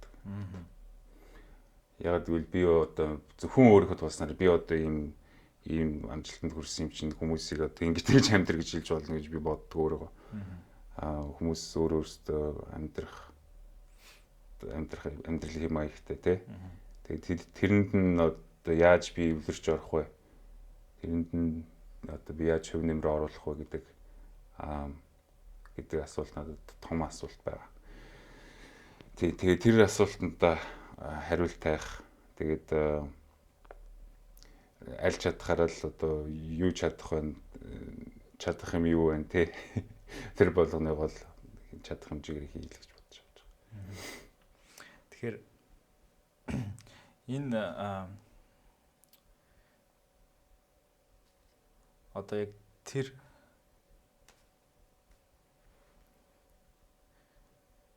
ингээ хайх процесс нь өөрөө бас маш чухал. Одоо чинь миний харж байгаагаар зүгээр өгөөд за энэ подкастыг хэдэн үзэх нь хамаагүй. Магадгүй нэг хүн үзээд тэр хүнд одоо жишээ нь бас ингээд мөнгөний сургуульд ч үт юм. Нэг сурагч сууж байгаад үзлээ гэж үт юм тийм. Тэгэхээр тэр хүүхдэд нэг юм боломж тий харагдаж байгаа. Одоо тийм учраас миний бодлоор одоо чинь зүгээр миний подкастэнд ингээд бодож байт юм уу ингээд миний нэг гаргасан амжилт гэх юм уу нэг хүрсэн газруудад очихыг хүсэж яг тодорхой тэр зүйл англиэл сурах байт юм уу гадаадд сурах байт юм яг тэр зүйлд хүрэхийг хүсэж байгаа өөр хүмүүст замыг нь төт болгож өгөх гэдэг тийм талаар бас би ингээд одоо чинь контентыг хийдэг ч юм уу тийм. Тэгэхээр чиний хувьд бас тийм боломж бол мэдээж Тий. байгаа. Надад байхгүй боломж бас байгаа. Би бол одоо PhD-тэй хүн биш. Тэгэж 12 цаг сууж золиосыг бол гаргаагүй байгаа. Тэгэхээр тийм давуу тал бол байгаа учраас бас Тий. тэр бол бас маш сонирхолтой байна. Миний хариултыг ер нь бол бэлэн хэлэл өгчлээ л дээ сая. Яг өөрийнхөө туулсан замыг одоо алдаж төөрж явсан одоо олон одоо хурцсан зөндөө одоо тийм үед байгаа те. Тэрийг ирээдүйд адилхан замаар явах гэж байгаа одоо хүмүүс зориулж төгтөлж те. Тэгээд одоо гүүр барьж өгч чадвал тийм маягаар одоо эхний хийх зүйл байж болно те. Дараа нь тэр AI-ыг ашиглаад Монгол тэр Америкийн банкийн системийг efficient болгодог шиг Монголын системийг хүртэл efficient болгохыг үүсэхгүй шүү дээ. Тэр бол алсын бас ирээдүйд хийж болох боломжтой зүйлээд нэг баг. За тэгээд өшөө бол ярмаар зүйлүүд түрүүнээс хойш ингээд бодогдсон. Тэгвэл магадгүй ирээдүйд дахиад нэг подкаст хийх байх гэдэг ерөөлийг дэвшүүлье. За тэгээд ямар ч байсан ирээдүйд бас уулзах байх. Одоо би бол Монгол явах гэж байгаа. Мөнх тулга бол Монгол Англида ажиллаж амьдарч байгаа хүн. Тэгэхээр ойрын хугацаанд бол уулзахгүй байх. Гэхдээ ирээдүйд бол уулзах, хамтарч ажиллах юу үүсэхгүй. Тэгэхээр подкастт орсонд баярлалаа. За урьж оролцсон маш их баярлалаа. Эргүү уулзах ирүүл дэвшүүлье.